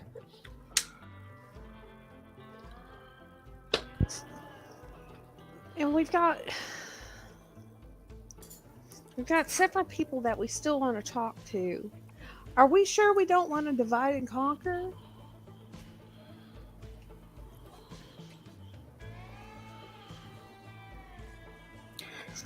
Oh, the way they talked about interacting with this Michael fella, there's a good chance Mad Dog will come at some point during our conversation.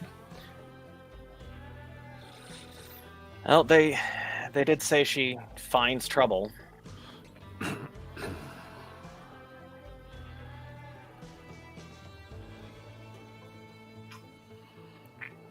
We didn't get a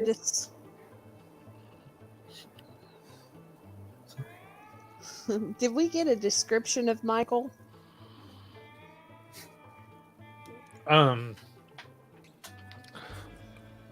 You could have asked, and they would have gone ahead and let you know that they would be human, rather pale skin, typically wearing black.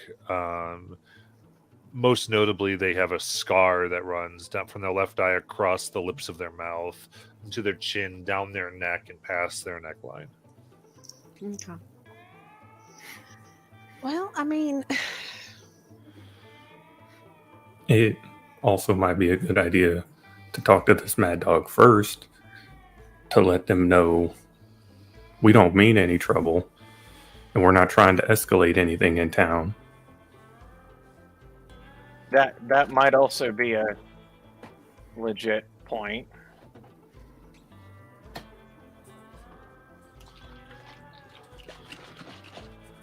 And who knows, after our conversation, they might join us just to keep them in check a little bit. okay.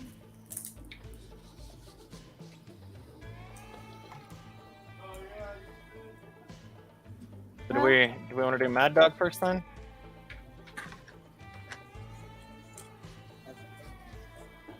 I think that is the better course.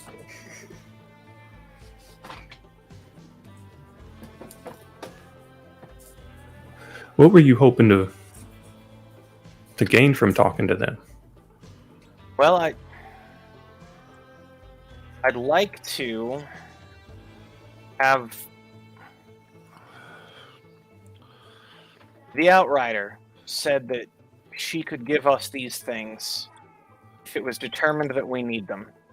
And it was the best she could do was to give us 24 hours at a time, but we would have to justify it every time. We'd have to go through her, go through the rigmarole every time. I was hoping to at least establish some sort of official way of in and out. Some sort of official recognition. Maybe we didn't count as citizens and we don't get our one drink a day, but some official capacity to come back and interact with the brothers again, or trade booze with the ace. It seems like the people that we've interacted with so far have wanted us back. So I'd like to find a way to make that happen.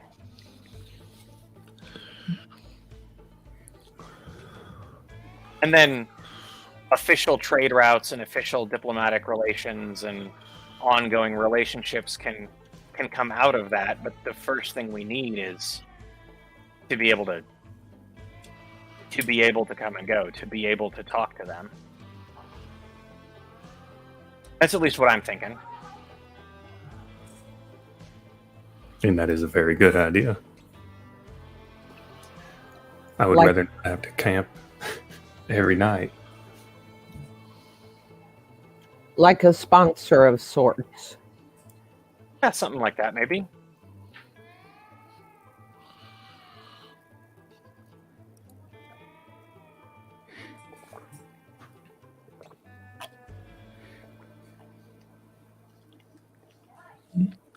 Should we head to the middle of town then? Oh. Sounds like a plan. So head to the middle of town, or be on the lookout for trouble, because if there is trouble, that's where she'd be. Sounds like a good idea. Arya, not liking the sun on her skin, will open her parasol. Scenario crackles a bit.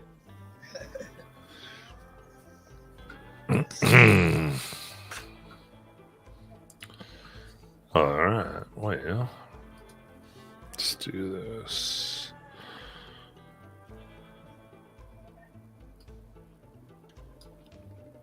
Okay, so you head towards the center of town.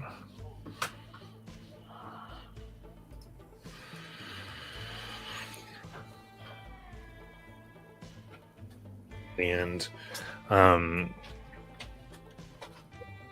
you see here a curious sight.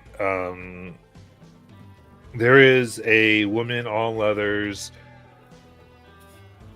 You see what looks like a Cenarian pistol, and also essentially a club, long and thin, metallic, that seems to have Cenarium embedded in it as well.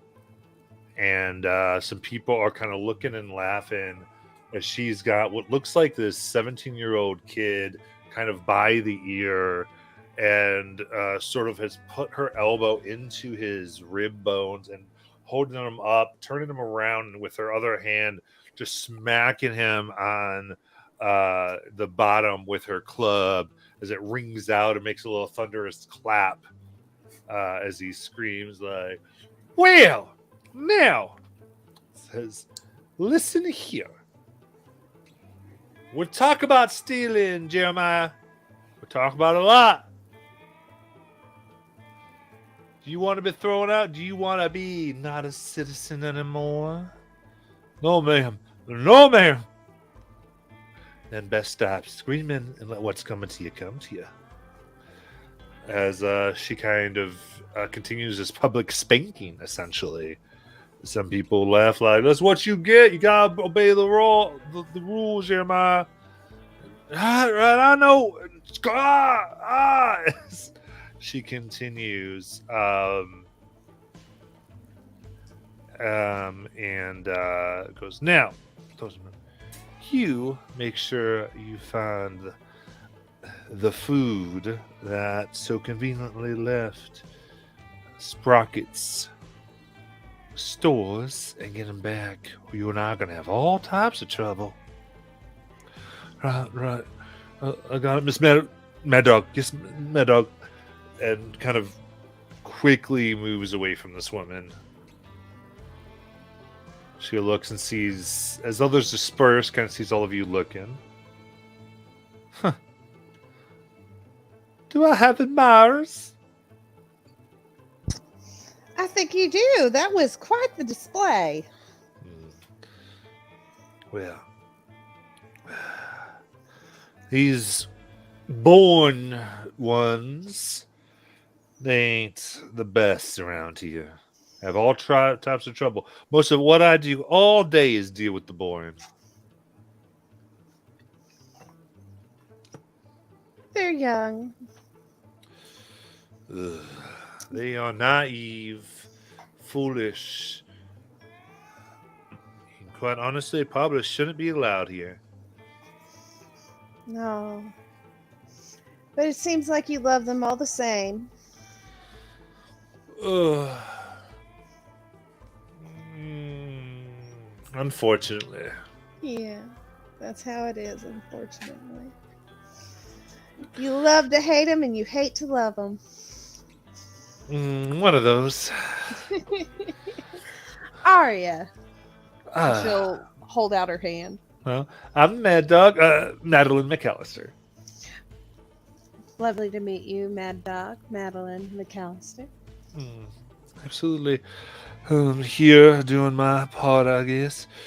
Now, hopefully y'all obey your rules about getting out, so I don't have to, well, use my other one, huh? Oh, we'll be out of your hair before you know it, I'm sure. Good. We just got some questions. I believe. Morgan? Well, I was certainly hoping to, well, Mad Dog, I was told that you were one of the people that might be able to work with in some official diplomatic capacity. Huh. Oh, well. I guess well, yes. In what sense, precisely? Well, I'm sure you are aware that we're from Dawn's Hope. Oh, yes. And well, the Outrider did allow us in. This is her right. We were hoping to reach an understanding between Dawn's Hope and y'all here at Miracle Lake, and to allow more regular communications and travel in an official capacity. Oh, understandings are rough, you see. They take trust. They do. And They do. I And imagine she has often- told you how trust is in short supply here. She has. But in addition to trust, there's the idea that things can be mutually beneficial. Indeed. And that is what I am hoping to appeal to at the start. Trust can be built, but the mutual assistance is often a good place to start.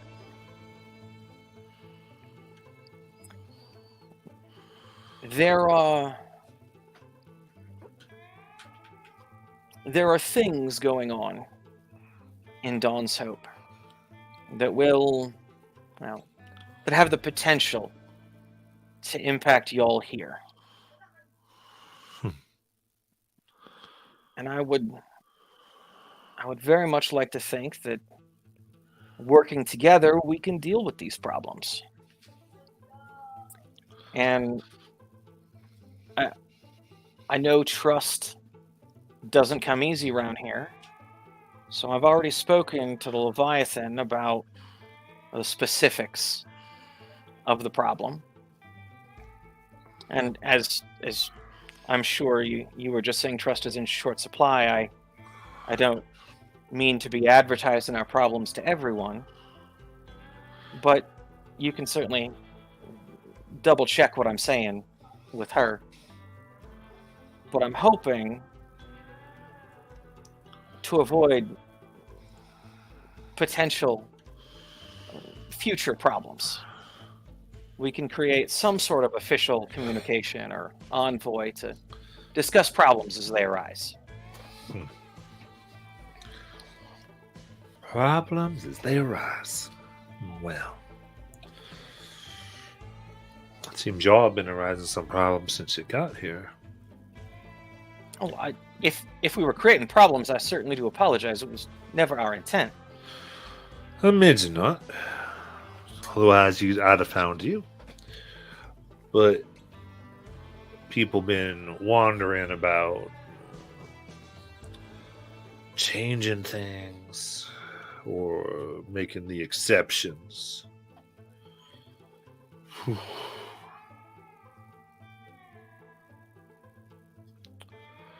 Tell me, now that you've stirred things up, liquored people up, which is a mighty good tactic, I must say. I make pretty good liquor. You do. You do. Already tried some, actually. Oh. Now, I guess, what precisely, being very general, I don't like that. I like things to be very clear what you need from us and what you think you want to provide, and from there we can figure things out. Maybe. Well, from purely a business prospect, we have the fine alcohol you've already been provided that we can offer, and well, this one here, pointing at Ogie, has already fallen for y'all's milk. Just take a bit used to if you ain't used to it. So I'm working on him. It's hard.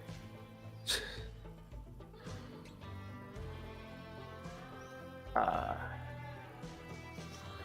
we're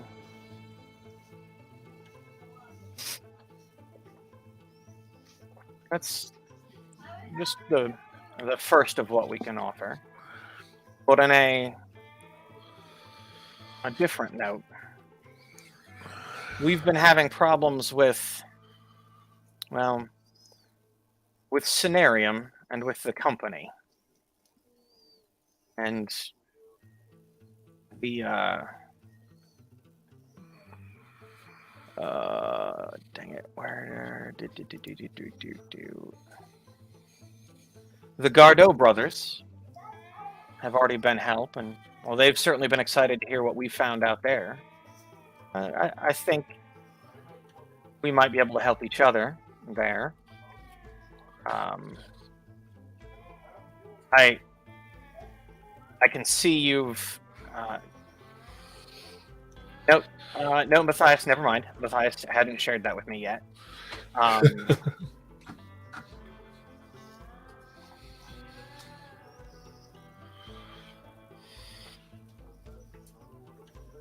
You see, the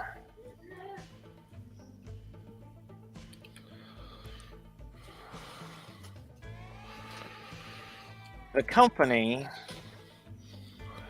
still has interest in some of what's going on in Dawn's Hope. And there are some secrets in Dawn's Hope that if the company gets hold of, well, there's all of the rock that needs to be worried in that case.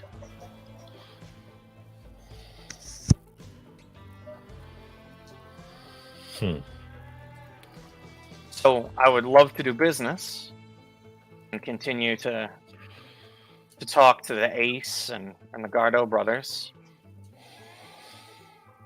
And, well, once trust has been better established, we might be able to aid each other more directly.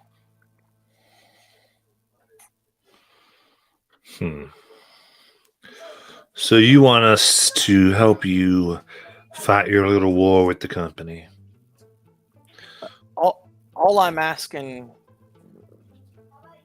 for now is a way to get in and out in an official capacity that doesn't require us convincing an outrider every time we want to come in.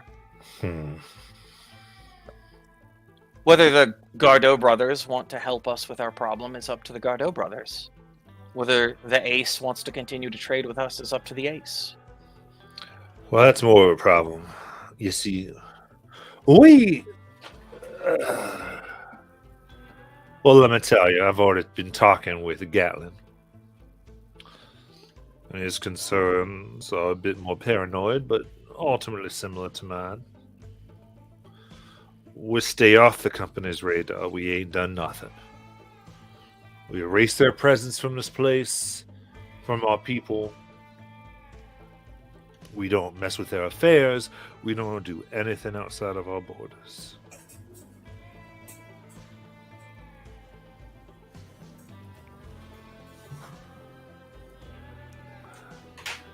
And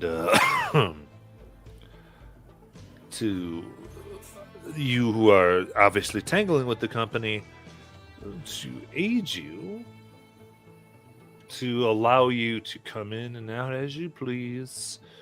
Well, Neria, hello. Well,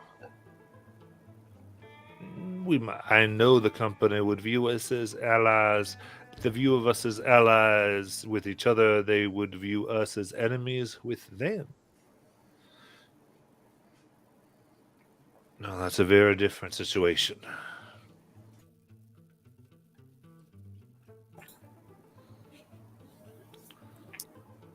And I understand that concern. Absolutely, I do. But the company is fine with you over here by yourself, not getting involved. Because you don't have what the company wants. But if the company gets what the company wants, Miracle Lake will absolutely be collateral damage. So you say.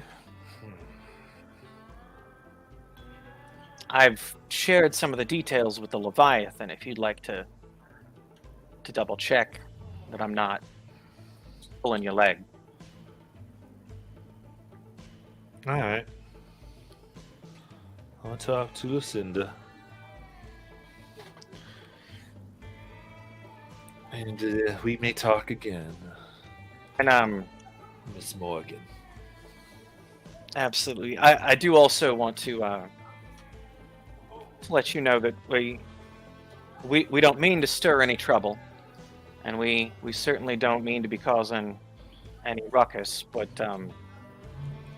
well, someone mentioned that our current problem might be helped by a member of y'all's community here that goes by the name of Michael.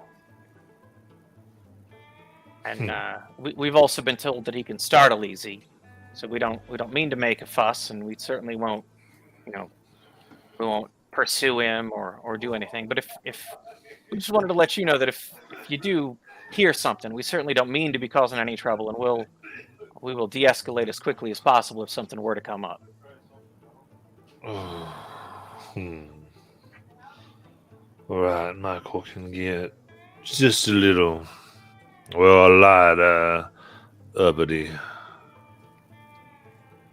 So we Is there- figured we figured we'd let you know first, so you could be aware of what's going on. From the reputation you have, I wouldn't want to surprise anything on you. Certainly. Well.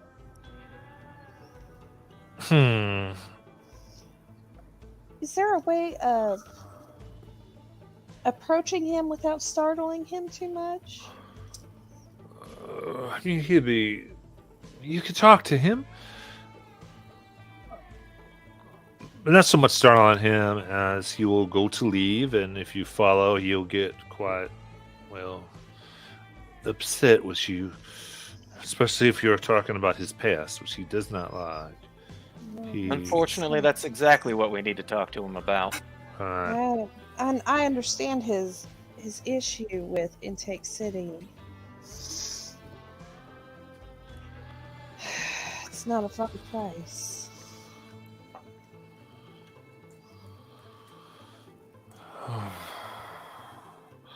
No, we've had a few from there. Yeah. I know Wozy.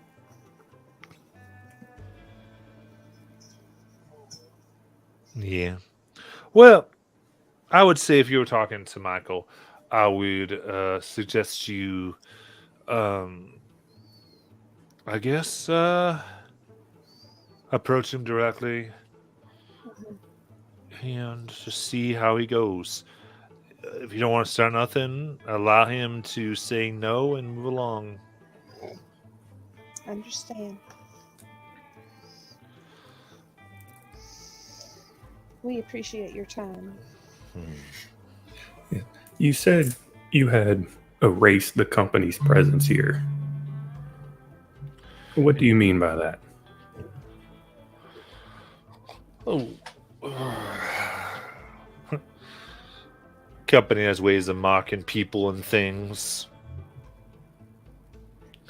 And she'll take out her she got a badge that is worn almost it looked like once it was the badge of a sheriff, but it's almost like melted a little bit on the edges and bent. This was my betrayal. My townsfolk, they you could say they chose criminals over me. Oh, I almost died. And this was next to my heart until actually Gatlin showed me just a piece of watchful scenario that had been worked in, company issued, company made. You'd be surprised how many people have something like that on them. Did it look similar to this? And I will produce the sketch I made. that was on the sheriff's door? Yeah. That'll be it. And y'all just removed it? There was no repercussions for it? Remember, Gatlin had a way. He said sometimes they can be rigged to explode. Depends on why they were put out there. They were, from what he said, they were simple ones that one could do. But then those who maybe were more high profile, he mentioned that there would be an underlying trap of some kind or price to pay for it. It wasn't really a thing. He just said that things can happen. Some explosions, something's more. He always exercised caution when he was working with it. Usually he kept his distance, sometimes behind walls, especially if he didn't know exactly what might happen. He never did it flippantly, as he removed them bit by bit. Miss Morgan, your door might explode. My door has one of those? It does. On the sheriff's office. Oh, And I noticed several others throughout the town.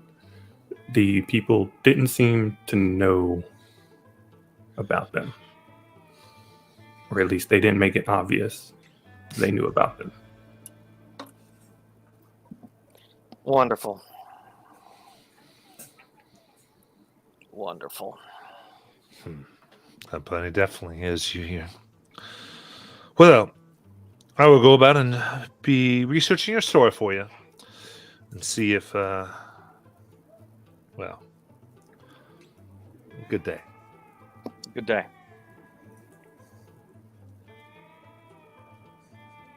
It seems she's already been in communication with Gatlin. So, should we go have a chat with Michael? Yeah, sure. Let's go.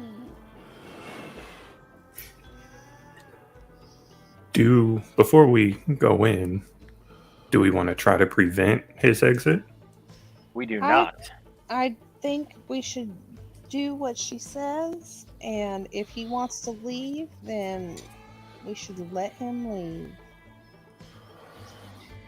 Okay. I'm not going there. I'm going to go to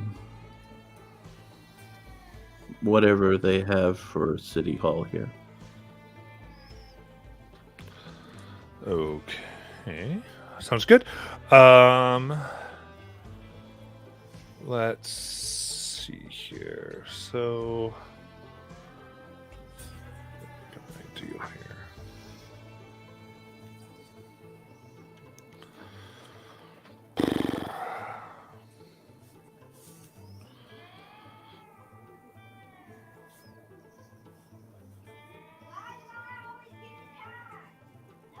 Yeah, okay.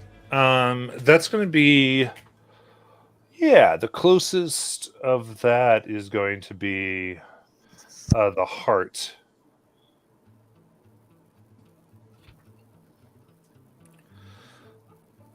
Is it just Miss Gabby going? Yeah. Okay. Sounds good.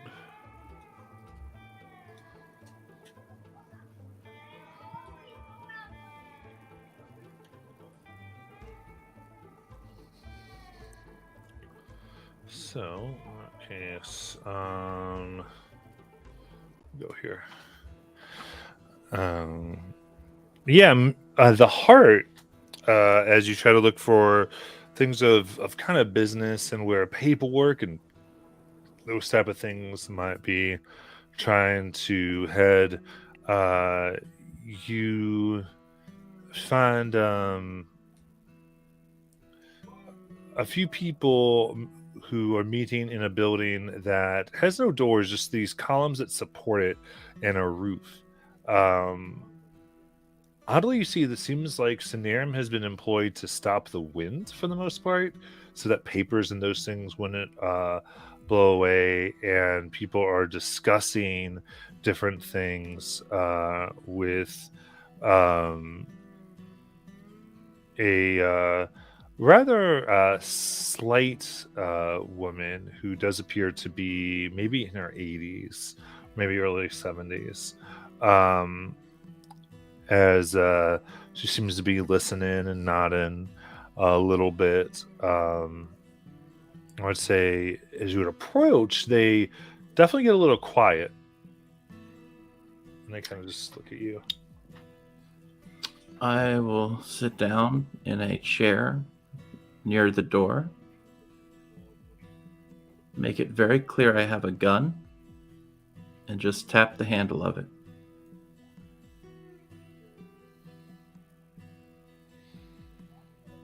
They all look. The older woman sort of smiles. And the others leave. As she kind of jerks her head.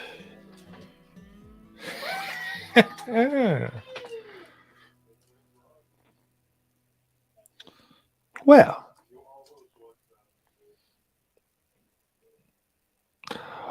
what has caused you to grace my place of business?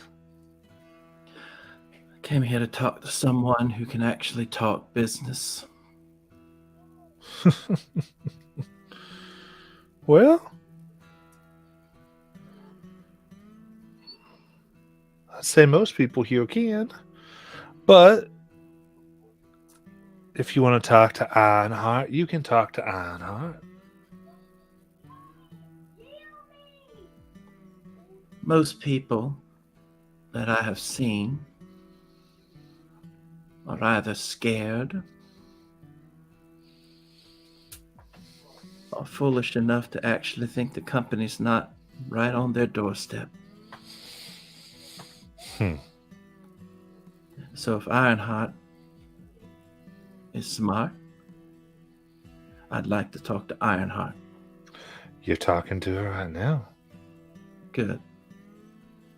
My name is Mayor Gabby Ross. I was sent here to establish a trade route with this town.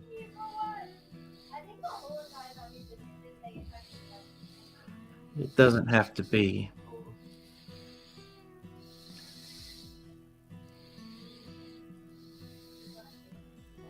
a completely friendly route,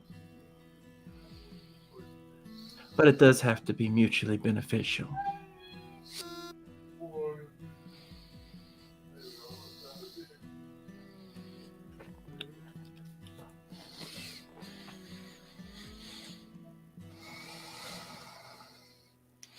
I see. I'm certain we can benefit you, Mr. Ross. Mayor Ross, I'm so sorry. Honestly, Mayor Ross.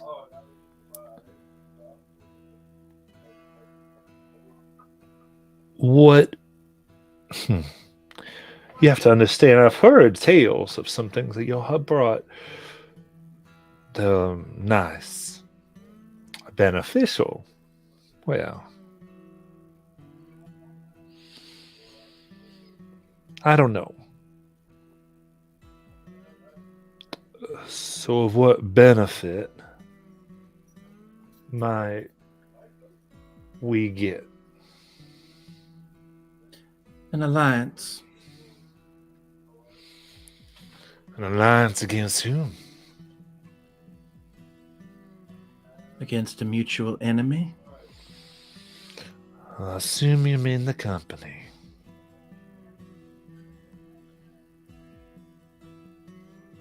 There are multiple companies. What I'm talking about is a portion of the company that doesn't particularly care where it goes or what it does. So you are their blood then, right? Of course.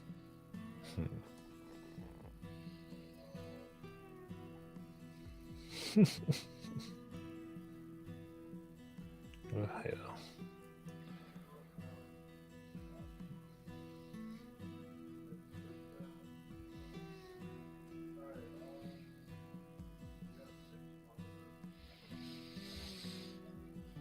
A portion. What portion is that? Gabby. Mayor Gabby Ross.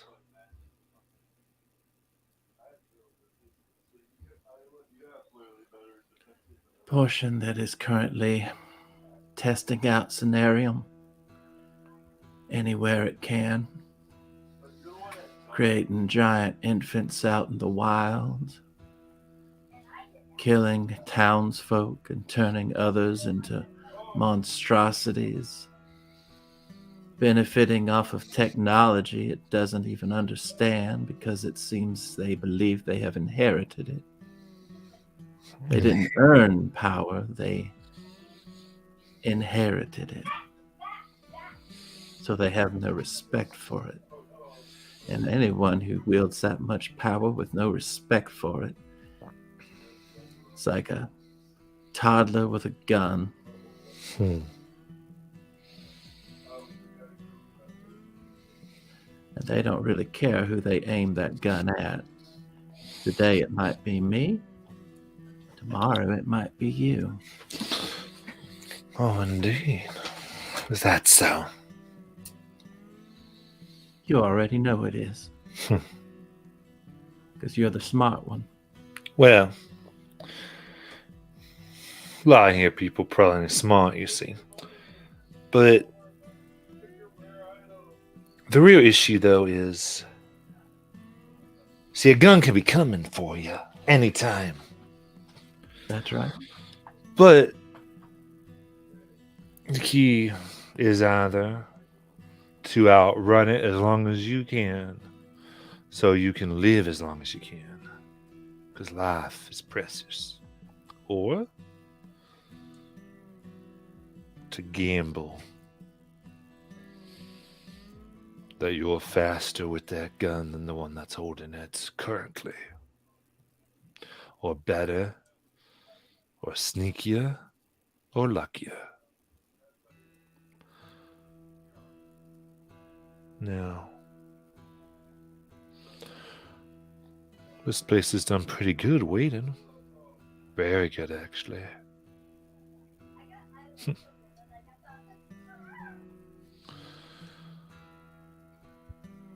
Sounds like you're asking us to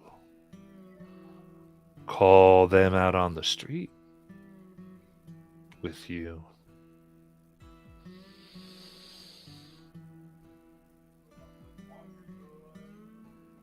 That's funny. You say life is precious.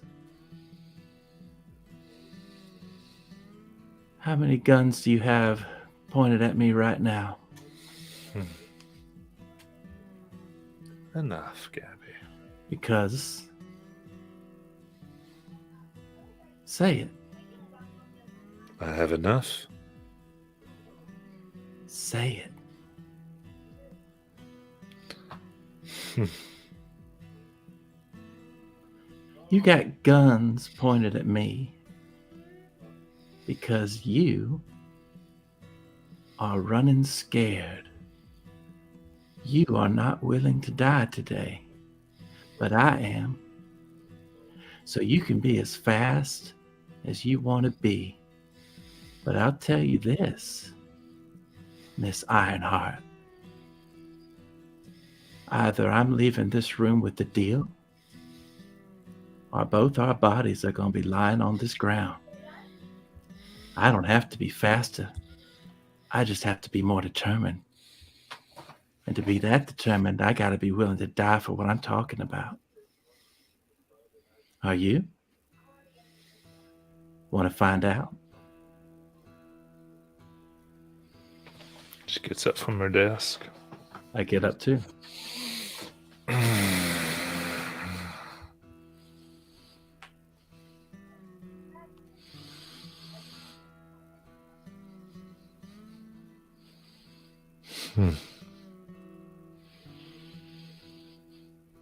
Looks at you. Smiles a bit. This is how things are done at the Rock.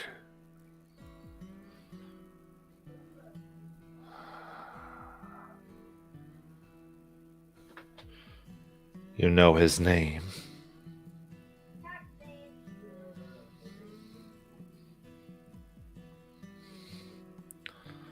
That's what I need to know right now, Mayor Gabby. Do you know his name? I'll insight. Okay. Inspiration.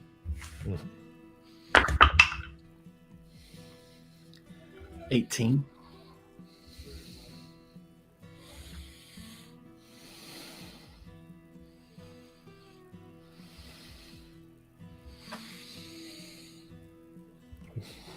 What in particular are you trying to be insightful about? Which him she's talking about. Okay, that's specific. You've been talking about a segment of the company. Okay. Okay.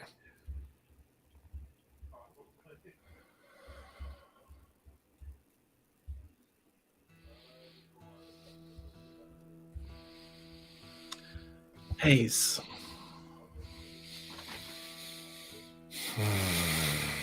There it is. Good. Good.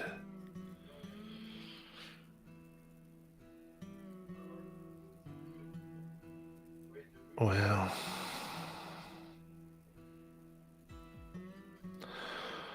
Grandma may have. Who knows what Grandma wanted? But looks like she'll get one of us. Hey, cousin?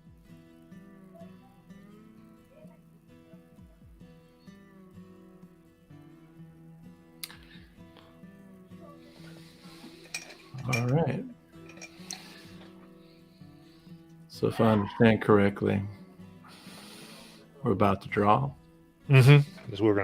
She's about ready to do this. Let's do it.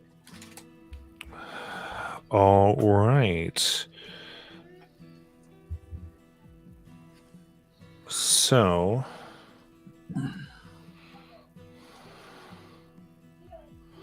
let's say you've incited her there. I'm going to give her an insight check on you.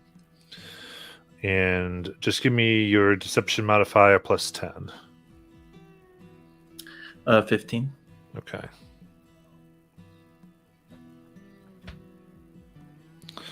All right. So you get an additional 2 to your initiative here. Okay. And then let's get initiative. Natural 1. Okay. No, the total is going to matter, even with the natural 1, because it's initiative. 8. 8. Okay. She rolled very low, but she does have 9. So, in that case,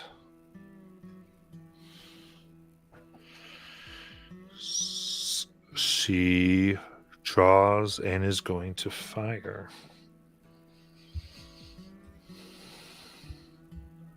Okay. She actually gets 2 shots. 14. 14 misses. Ooh.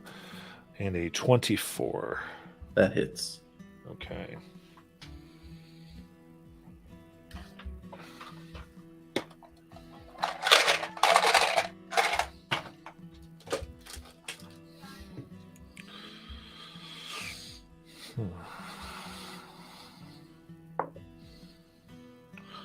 Okay. All right, so that is going to be 7 thunder damage.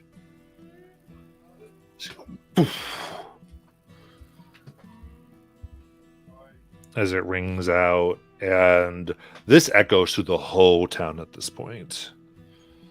She is then going to go ahead and move, so she's taken some cover behind a table and some chairs in this. It's your turn. All right. I'm going to move around her cover, Yeah. and I will go ahead and shoot.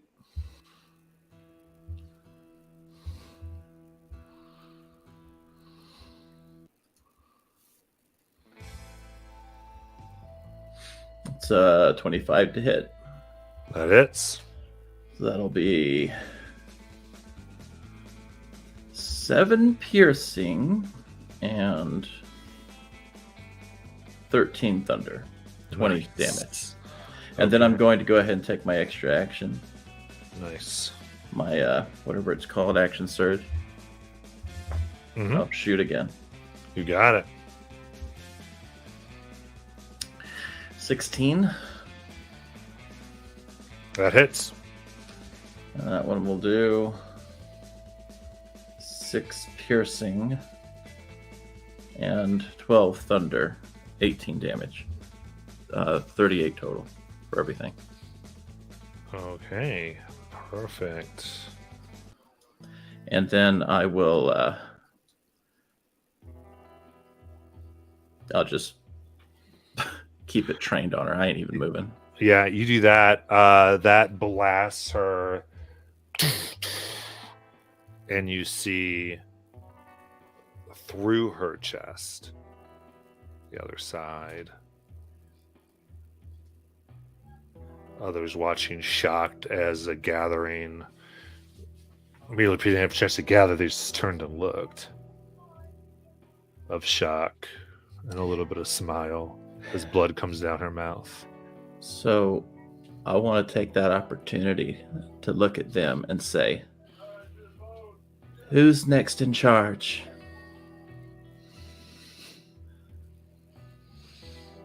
I'd like to discuss a trade alliance.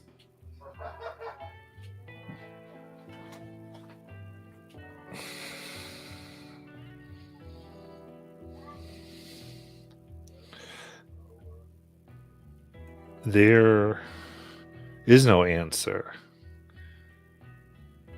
but there is a hum from her left front pocket.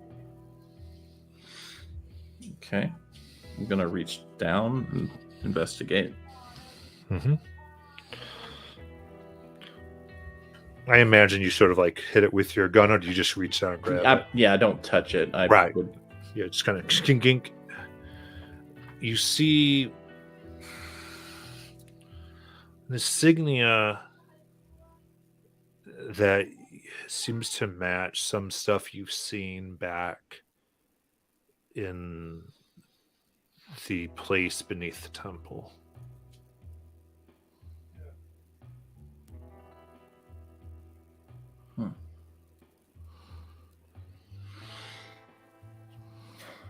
So it's not Cenarium, it's just a... It looks like it has some Cenarium on it. Okay. It is iron, and you recognize it there, but if you had not been in the ship or the control center, you'd think it was a heart. It looks misshapen, and as you sort of flip it around, you can see printed very neatly Captain Ross.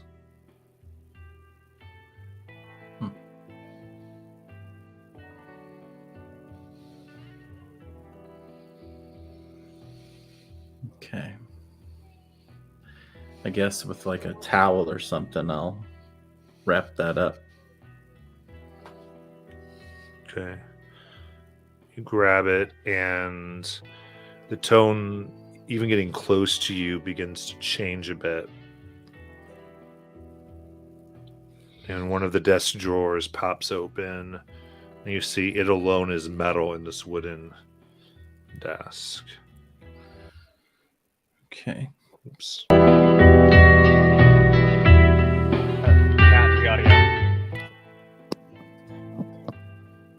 All right, Is that that's better? better? Thank you. Yep. Sorry. All right. So what's in the desk? In the desk is a torn journal entry, and simply says,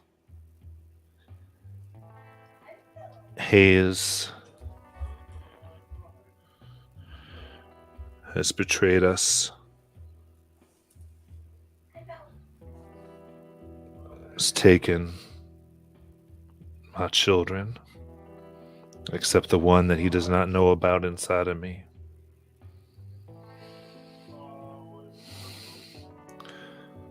I'm gonna set her up. She'll have to start a new place where his kind will never look again.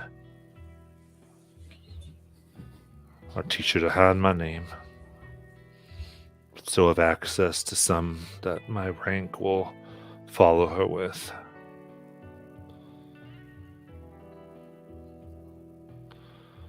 I hope it's enough. I hope he never finds her.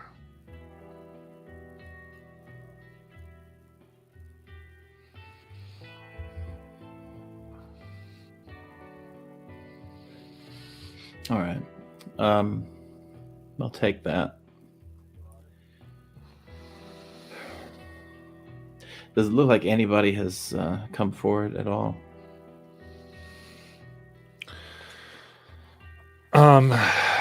As you are here, and now this is a loud gun thing, so I think in this time, if people you might be aware of these things, but I don't understand how everyone want to play it. You do see a gentleman in, I would say you can tell is a very like stiff type of fabric. You assume it's some type of fabric armor with two pistols, is approached with a long, almost stovepipe type like hat.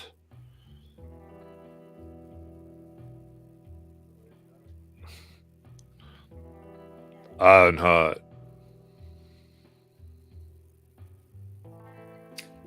You're Ironheart? No. You're Ironheart. Oh.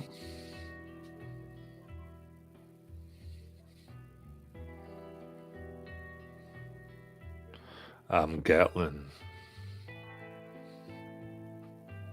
Pleasure to meet you, Gatlin.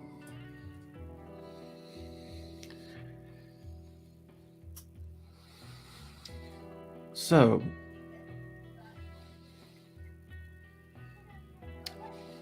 I'd like us to draw up some paperwork for establishing a new trade route.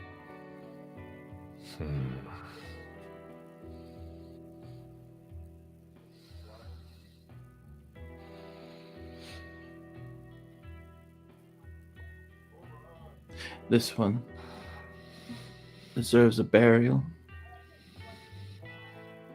She was just too high-strung.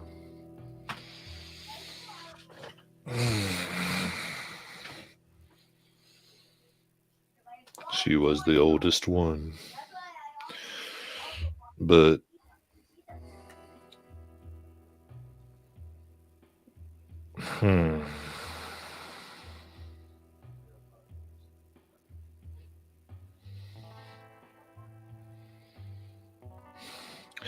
you would kill us all, huh?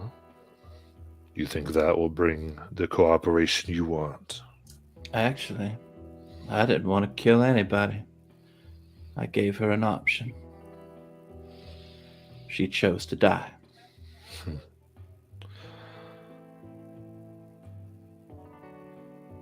Would have been a lot simpler just to sign names on a piece of paper. But she drew first. Well, that might be.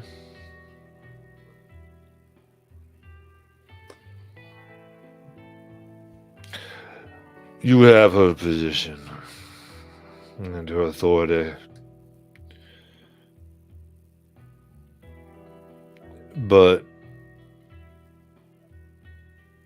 if you want my support, then there will be a drop-off point, and no one will come here from your town directly, but trade will be made.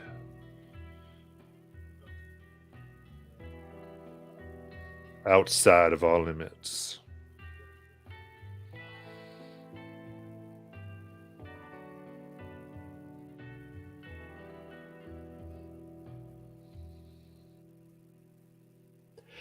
That sounds perfectly reasonable.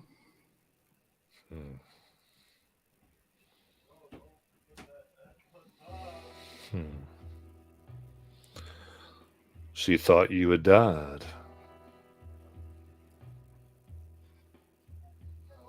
Did she? The Outwalker. Stina. She talked of a woman that was worthy of alliance some weeks ago. This morning, she brought who she thought the woman was and thought that that person had been deceased. Civilized, glad she was wrong.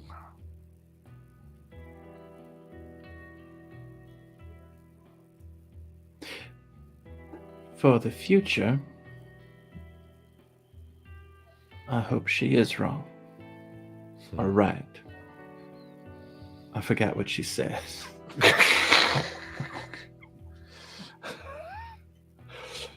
She had said the person you just swore was dead. Oh, then wrong. Okay. Definitely wrong. She had to do with what the conversation was last session. She it is tradition that you bury the old Iron Heart. Very well. We'll make arrangements. Do you wish me to gather your friends? I think they had something they had to do, but when they've accomplished that, I'm sure we'll be on our way.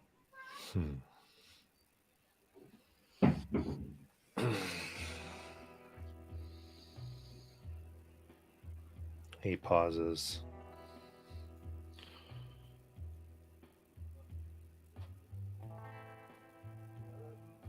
You will need to have someone take care of business when you are away.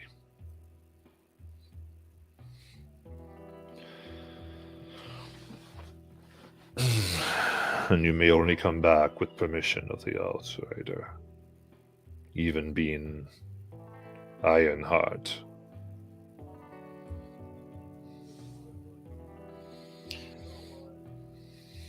As long as that trade is established, that sounds perfectly reasonable. I don't think Mad Dog would object. Does not matter if she does now that two elders have agreed. It is done.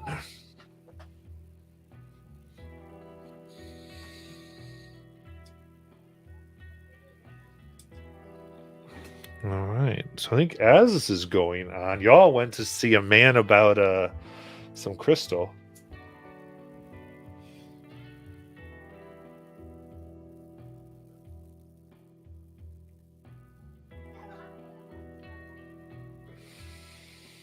I think we were headed towards Michael. Yep.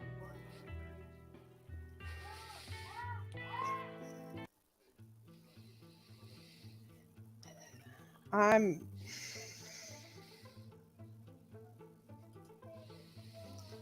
following your guys' lead.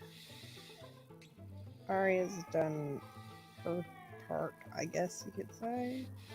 Trying to figure out how well her alcohol would do. Well, I guess we're going to the building that looks like it's the beer building. Yeah. Yeah. You come in there, you can see a man by that description in a corner. Actually, he's structured in such a way that he's staring at the corner of this building as he drinks. It's blank. There is nothing there. He just stares there, sipping his beer.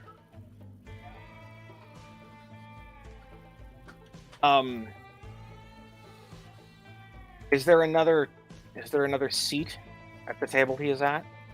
There is not, though. There would be room for one. If one would be brought over, but there are no other chairs there. Is there a free chair that could be brought over? Indeed.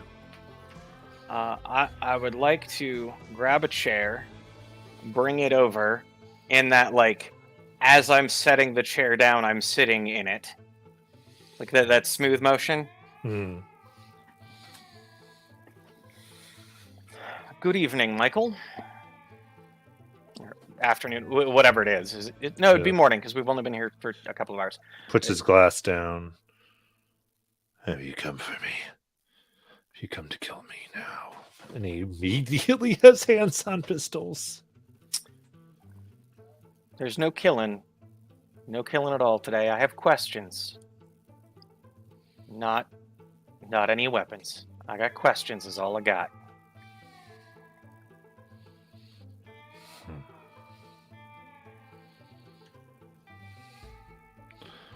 Right. And as I say that, like, I will make sure that both of my hands are plainly visible on the top of the table.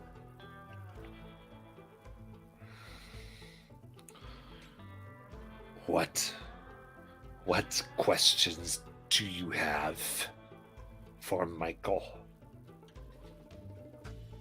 I have questions about fetuses growing inside cenarium crystals.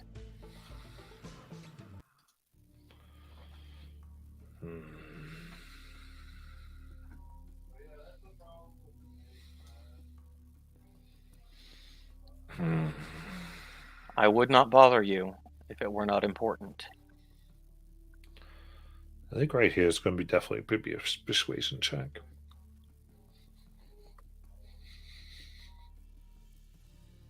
Okay, I will use that inspiration that I took earlier. Is there another one in chat that I can grab to replace it? I think from before, yeah. Cool.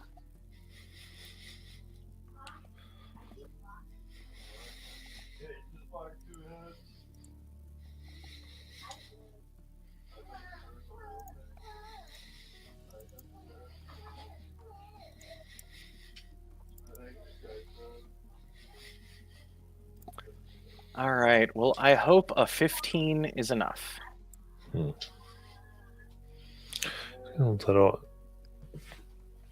Wait, no. I was looking at the wrong thing. That's 18. Sorry. 18? Okay. 18. I might.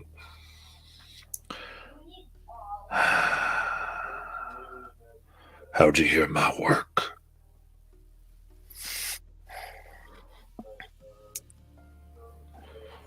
When we spoke with the Outrider on why we needed to be let in, she said that you might have some of the answers we need.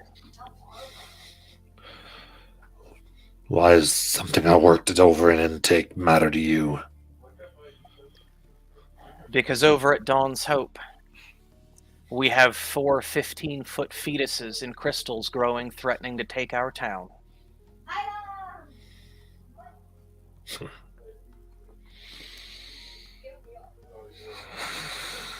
No, no, no. Can't be here. Can't be here. They would... No. You lie. You're a liar.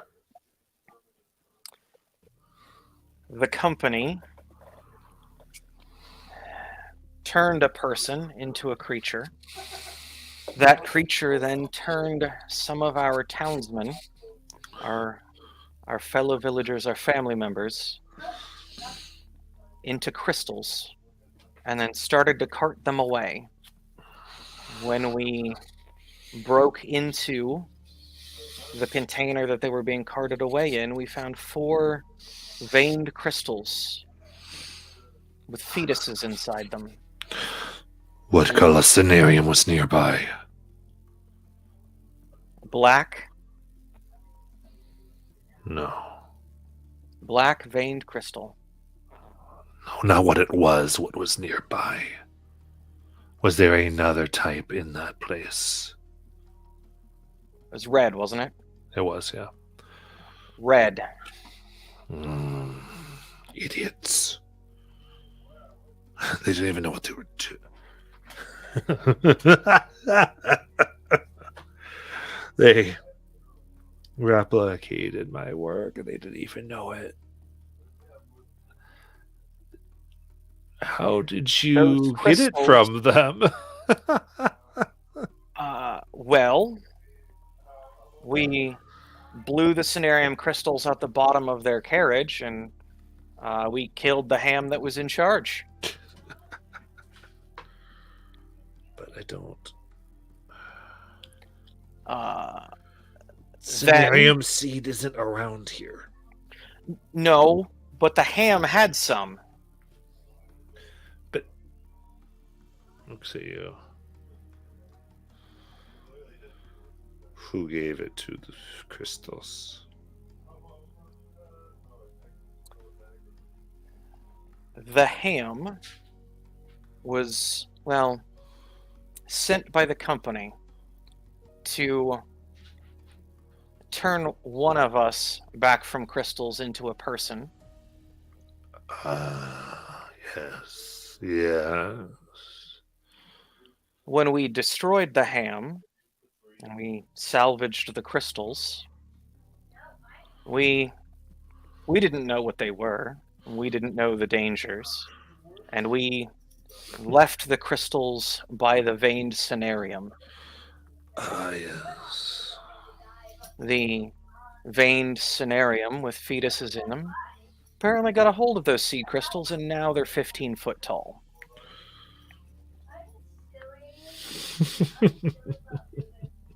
We find ourselves in a bit of a bind. You think?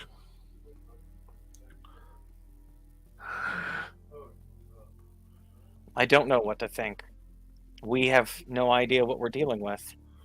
And that is why we got your name. Because you might have some idea of what we're dealing with. You might know of something that could help us not lose our entire town.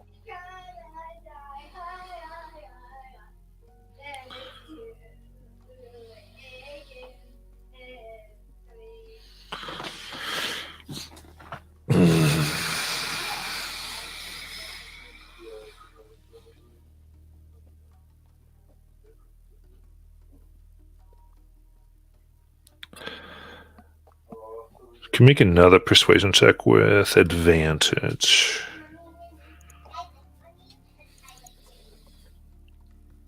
Oh, well, that's better. That's a nat 20 for 24. Oh, wow. Okay.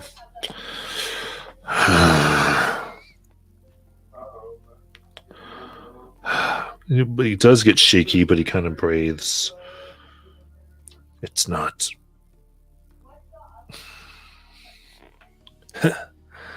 Maybe it's scum for me. Fine. If they figure out I'm here.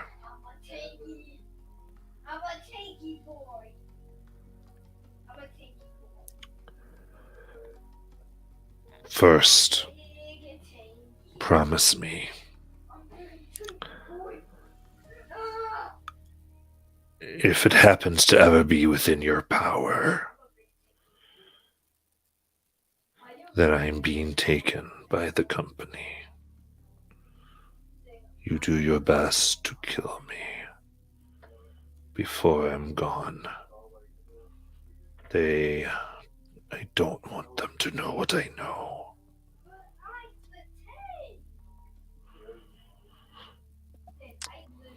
I swear it.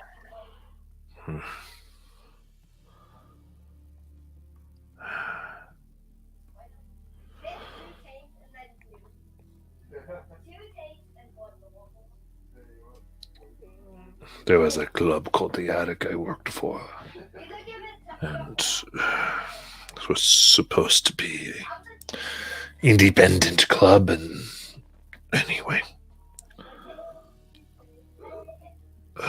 people modificating the bodies and getting new ones, just crazy stuff.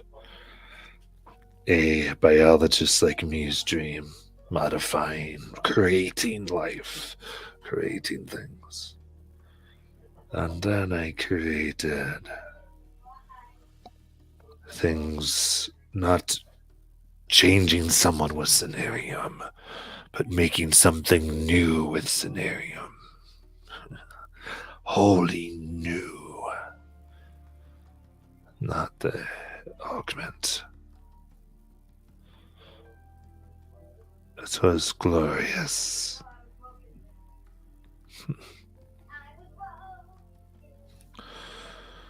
Until idiots came in, asked for what I'd done, attacked me, and it wanted to protect its father. Began devouring people. Killed that whole floor of the club.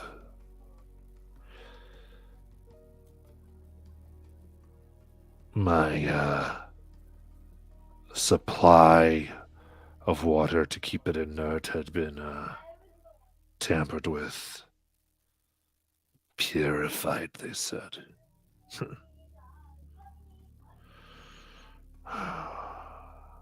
It was no longer good for what I used it for. The failsafe was gone.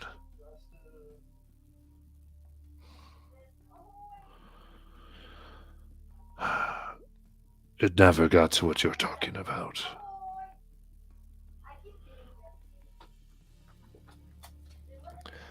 To destroy that one would have devoured everything. I grabbed all the Cenarium I had or could get access to.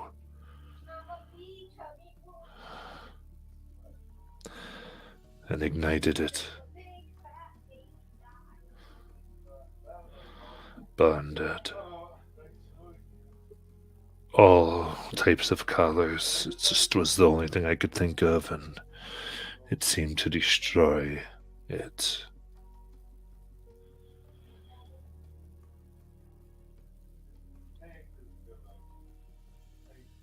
If that hadn't worked, I was thinking that enough red Cenarium on an already incubating thing would make it hatch. Actually take whatever is growing inside and make it become something. Once it became something, it theoretically would be more killable than in its incubating form.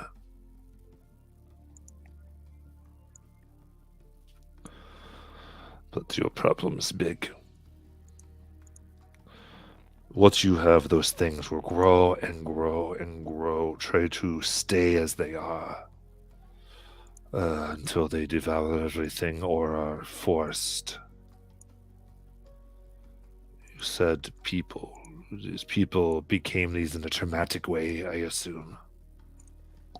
Yes. Then they were born scared and under threat. they will think everything is a threat.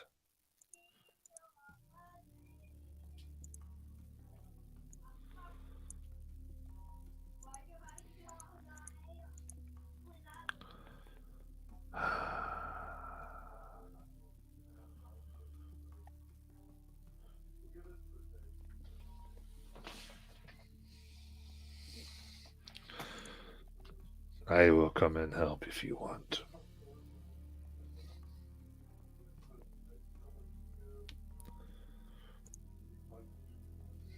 It is dangerous, but if you succeed, I imagine the company would know that I am still alive, as well as I faked my death. And if you fail and fail in the right way, the company will know I am alive. So,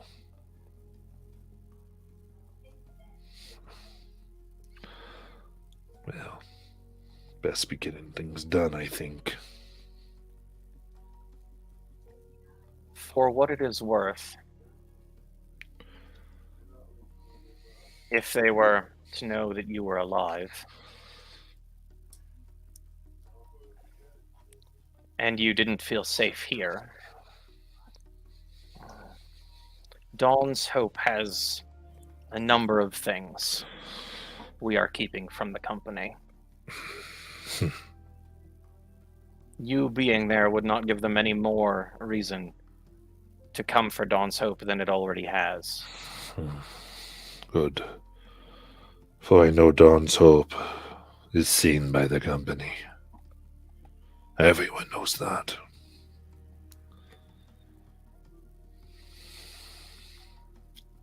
I'm offering a place there if you would like it.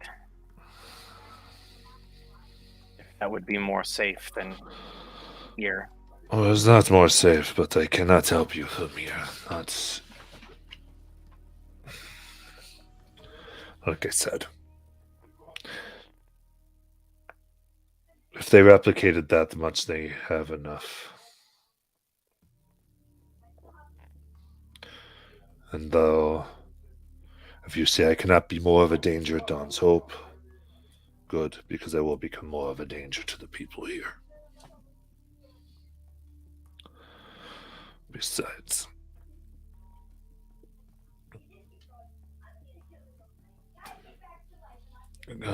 Grim will be happy I leave. He hates what I used his technology to do.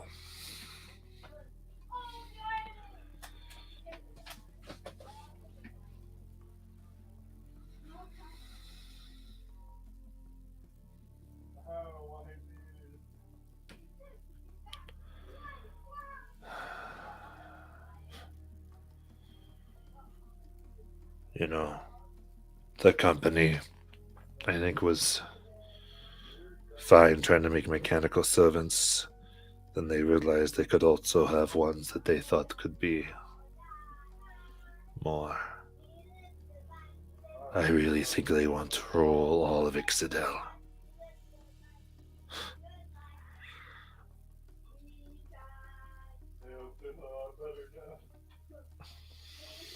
Idiots. They have everything they could want here. They rule with an iron fist. No, they don't have everything they want here. There are things that Dawn's Hope is keeping from them.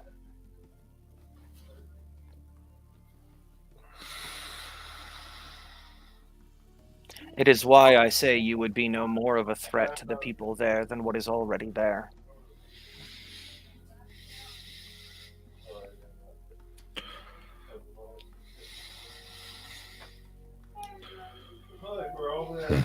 He kind of nods.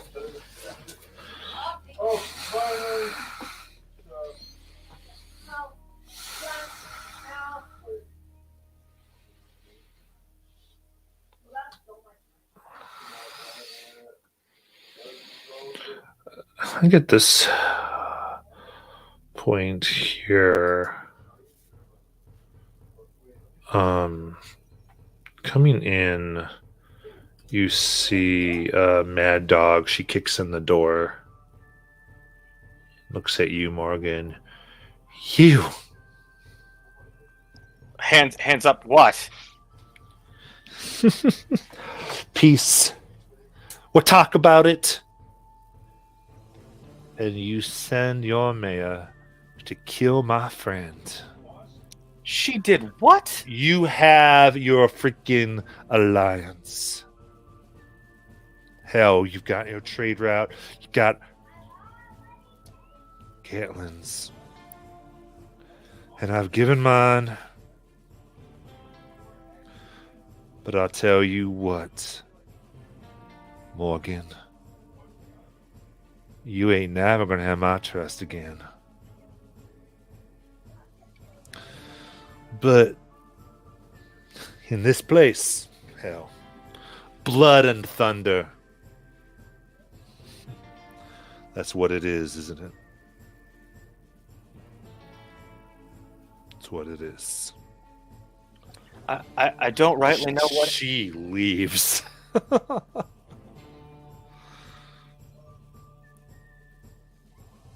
And I'll turn to Michael and I'll say, we're leaving here in 9 hours. We'd be happy to take you back with us when we do, but it appears we have business elsewhere right now.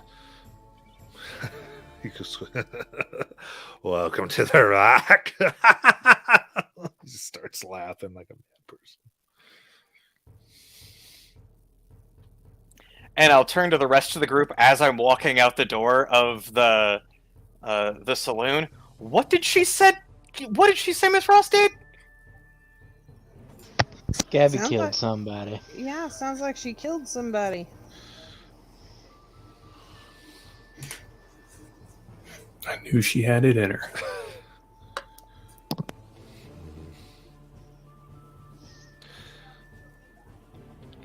Now, I think outside, if you've stayed there, Miss Gabby, have you stayed essentially where you were?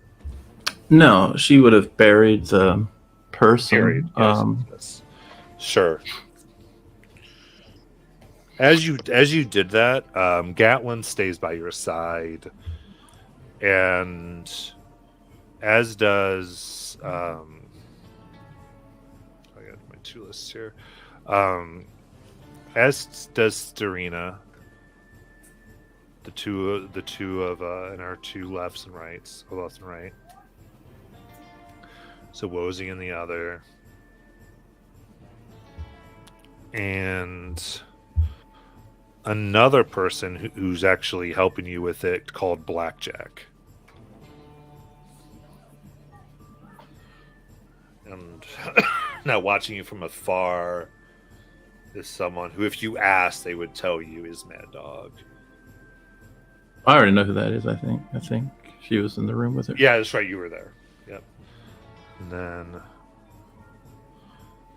anything specific you're doing in burying this woman? No, it's just they told me I needed to bury her, so I'm fulfilling that part of the deal. And yeah. So I think you come upon this. So there's these shows of support and neutrality. And I think as this is happening, you all might come upon her if you want. Yeah. Miss Gabby, what happened? this woman drew a gun on me, and I just kind of showed where I got shot. And Oh. Okay. But the good news is we have a trade now. Ooh. Nice. Did you get to try any of that milk? Fermented milk, Gabby? No. I think you're gonna like it.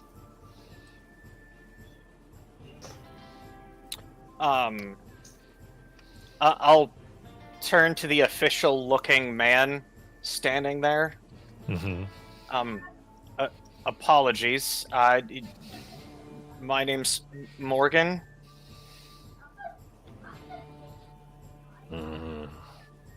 No apologies. A duel was called. A duel was done. No, more an apologies that I don't know who you are. I don't know your name. I don't know how to address you. Gatlin. Oh, excellent. I see you've okay. And I'll turn to Arya and say, I mean, not whisper, right? So like they would hear me say it. I turn to Miss Arya and say, "Well, we spoke to Mad Dog, and that's Gatlin. I don't suppose Ironheart's anywhere around here." Ironheart is here. He points to Miss Gabby. Ow! Yeah. What? That's what they call me because I shot the last Ironheart. Ow! It's like you keep what you kill, I guess so. type of thing. I've heard of that before. This doesn't make no goddamn sense. Oh yeah, it sure does. I remember hearing a story of some people that did something like that. Something about there only being one, but I didn't pay too much attention to it. There can only be one, like I say. So, Gatlin, is there anything else I need to do before I get out of here? No. And basically details of the trade simply, in which, the details will simply be that you put the leave it essentially where the tree was, and you can pick up the goods. You'd send your representative, then pick up the goods the following evening, and it can be either 2 weeks or a month. Which would Gabby want? Every 2 weeks or every month would this trade happen? It depends. How far is the travel? I think we said it's about 2 days travel. Okay. I'm sorry, it's 4 days. All right. And how many people would be employed to use these wagons along with security and that kind of thing? Well, it'd be up to you, because you'd put the wagons there, then you'd come all the way, do it, then Okay. in a day's time they would put that back up. Well, I think just to get things started, probably 2 weeks, just in case, because we're kind of in need of resources and to build the economy. But then that might get relaxed to a month. Yeah.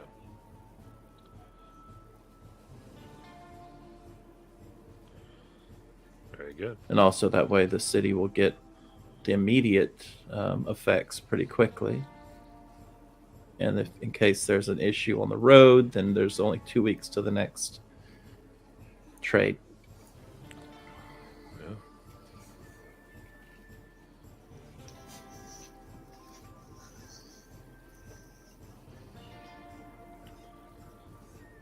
Sounds good. I think during the time Serena will go, let's say again, it's good to see you for the second time. No idea who that was back there last night. Is he still in there?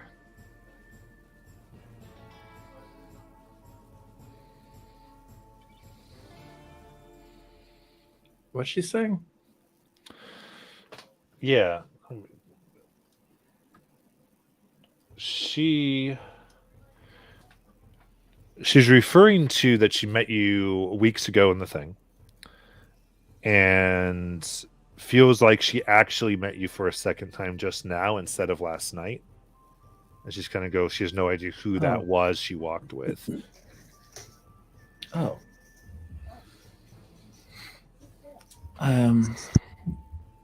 Well, I'm Mayor Ross, and my people had a need, And now, 2 settlements will reap rewards. She smiles. It's not about me. Good. You're right.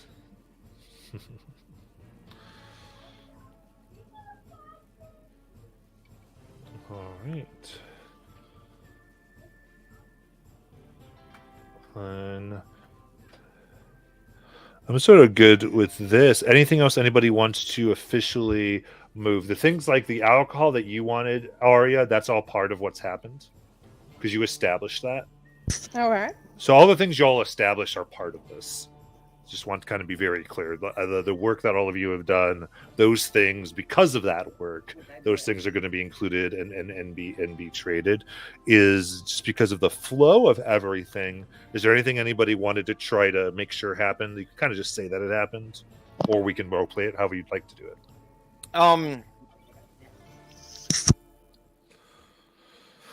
So you say that everything we'd previously worked on sort of happens, but like I feel like working towards some sort of diplomatic relation that I was doing with Mad Dog, like that's kind of shot to fuck. Well, you have relation for this. You can always kind of work on that. Well, Well, yeah. Because the trade thing was still nobody crosses the line. There is no way for I see. emissary of Dawn's Hope to come here and talk to somebody in Miracle Lake. Like that's what I've been trying to go towards, was the idea that Okay. Yeah. Good point. Thank you. Then okay. I think then at this point I would say then that the Leviathan would, and tell me if this works for you, Paul. Leviathan would give you a very similar badge to what all of you had, but this one seems to be made differently and is told that it will not run out. But only one person may come bearing it. And they would meet with the Leviathan for information and potentially other things, but it would depend. Excellent. That is an excellent starting point for this. I hope more becomes of it, but I understand that takes time.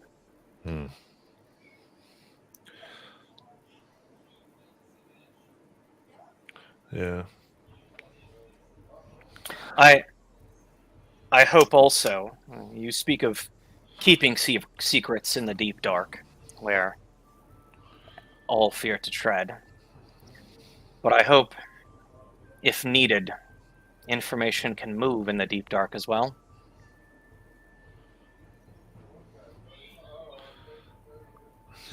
Oh, yes.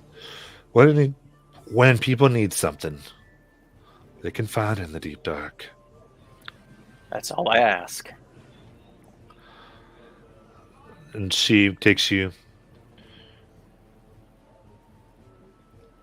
Either way, no matter what you all did, blood was going to have to be spilt to make what you wanted work. I think your friend took a quick path, possibly an effective one.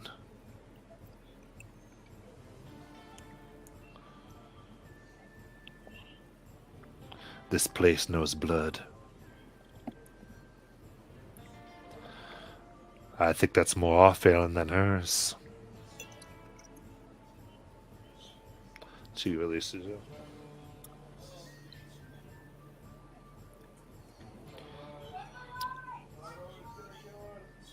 Till next time, then, Leviathan. Next time, Morgan. Bye-bye. All right. Oh, and don't forget we gotta go get that cutter. Yeah. The cutter is able to be fully repaired. Woohoo. Can he give us instructions on how to use it? Yes. You got what you need to use the cutter. And so that can actually safely harvest Cenarium, and also safely do this dark crystal. So that, I mean, as far as not causing certain reactions and give you really good samples. There's, of course, all the other dangers of the dark scenario that's there currently, but you also have some solutions for that. So, yeah, I think before we end, is there anything else we need to do? Mhm. Arya would tell Grim, be like, "You should come and visit us. Visit my saloon. I think you'd like it. I got an open room for you if you ever come and visit us. We'll see how things go, I guess. I got more of that lovely mint, and plus I've got some cinnamon, and I'm gonna be working on some more later."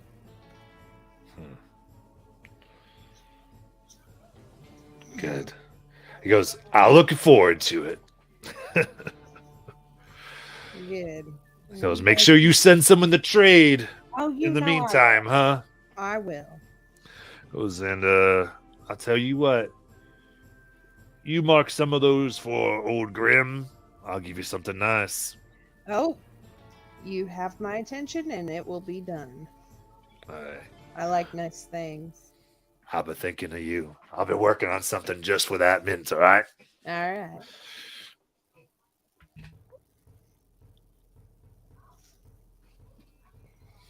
And that's it for Ari. All right. Anything else? Are we gonna get Michael to come with us? Yes, Michael's agreed. Okay. All right. In that case, y'all begin making your way back, and we will end for tonight. All right. You want to watch it? Thank you so much, and we'll see you back at the Rock next week.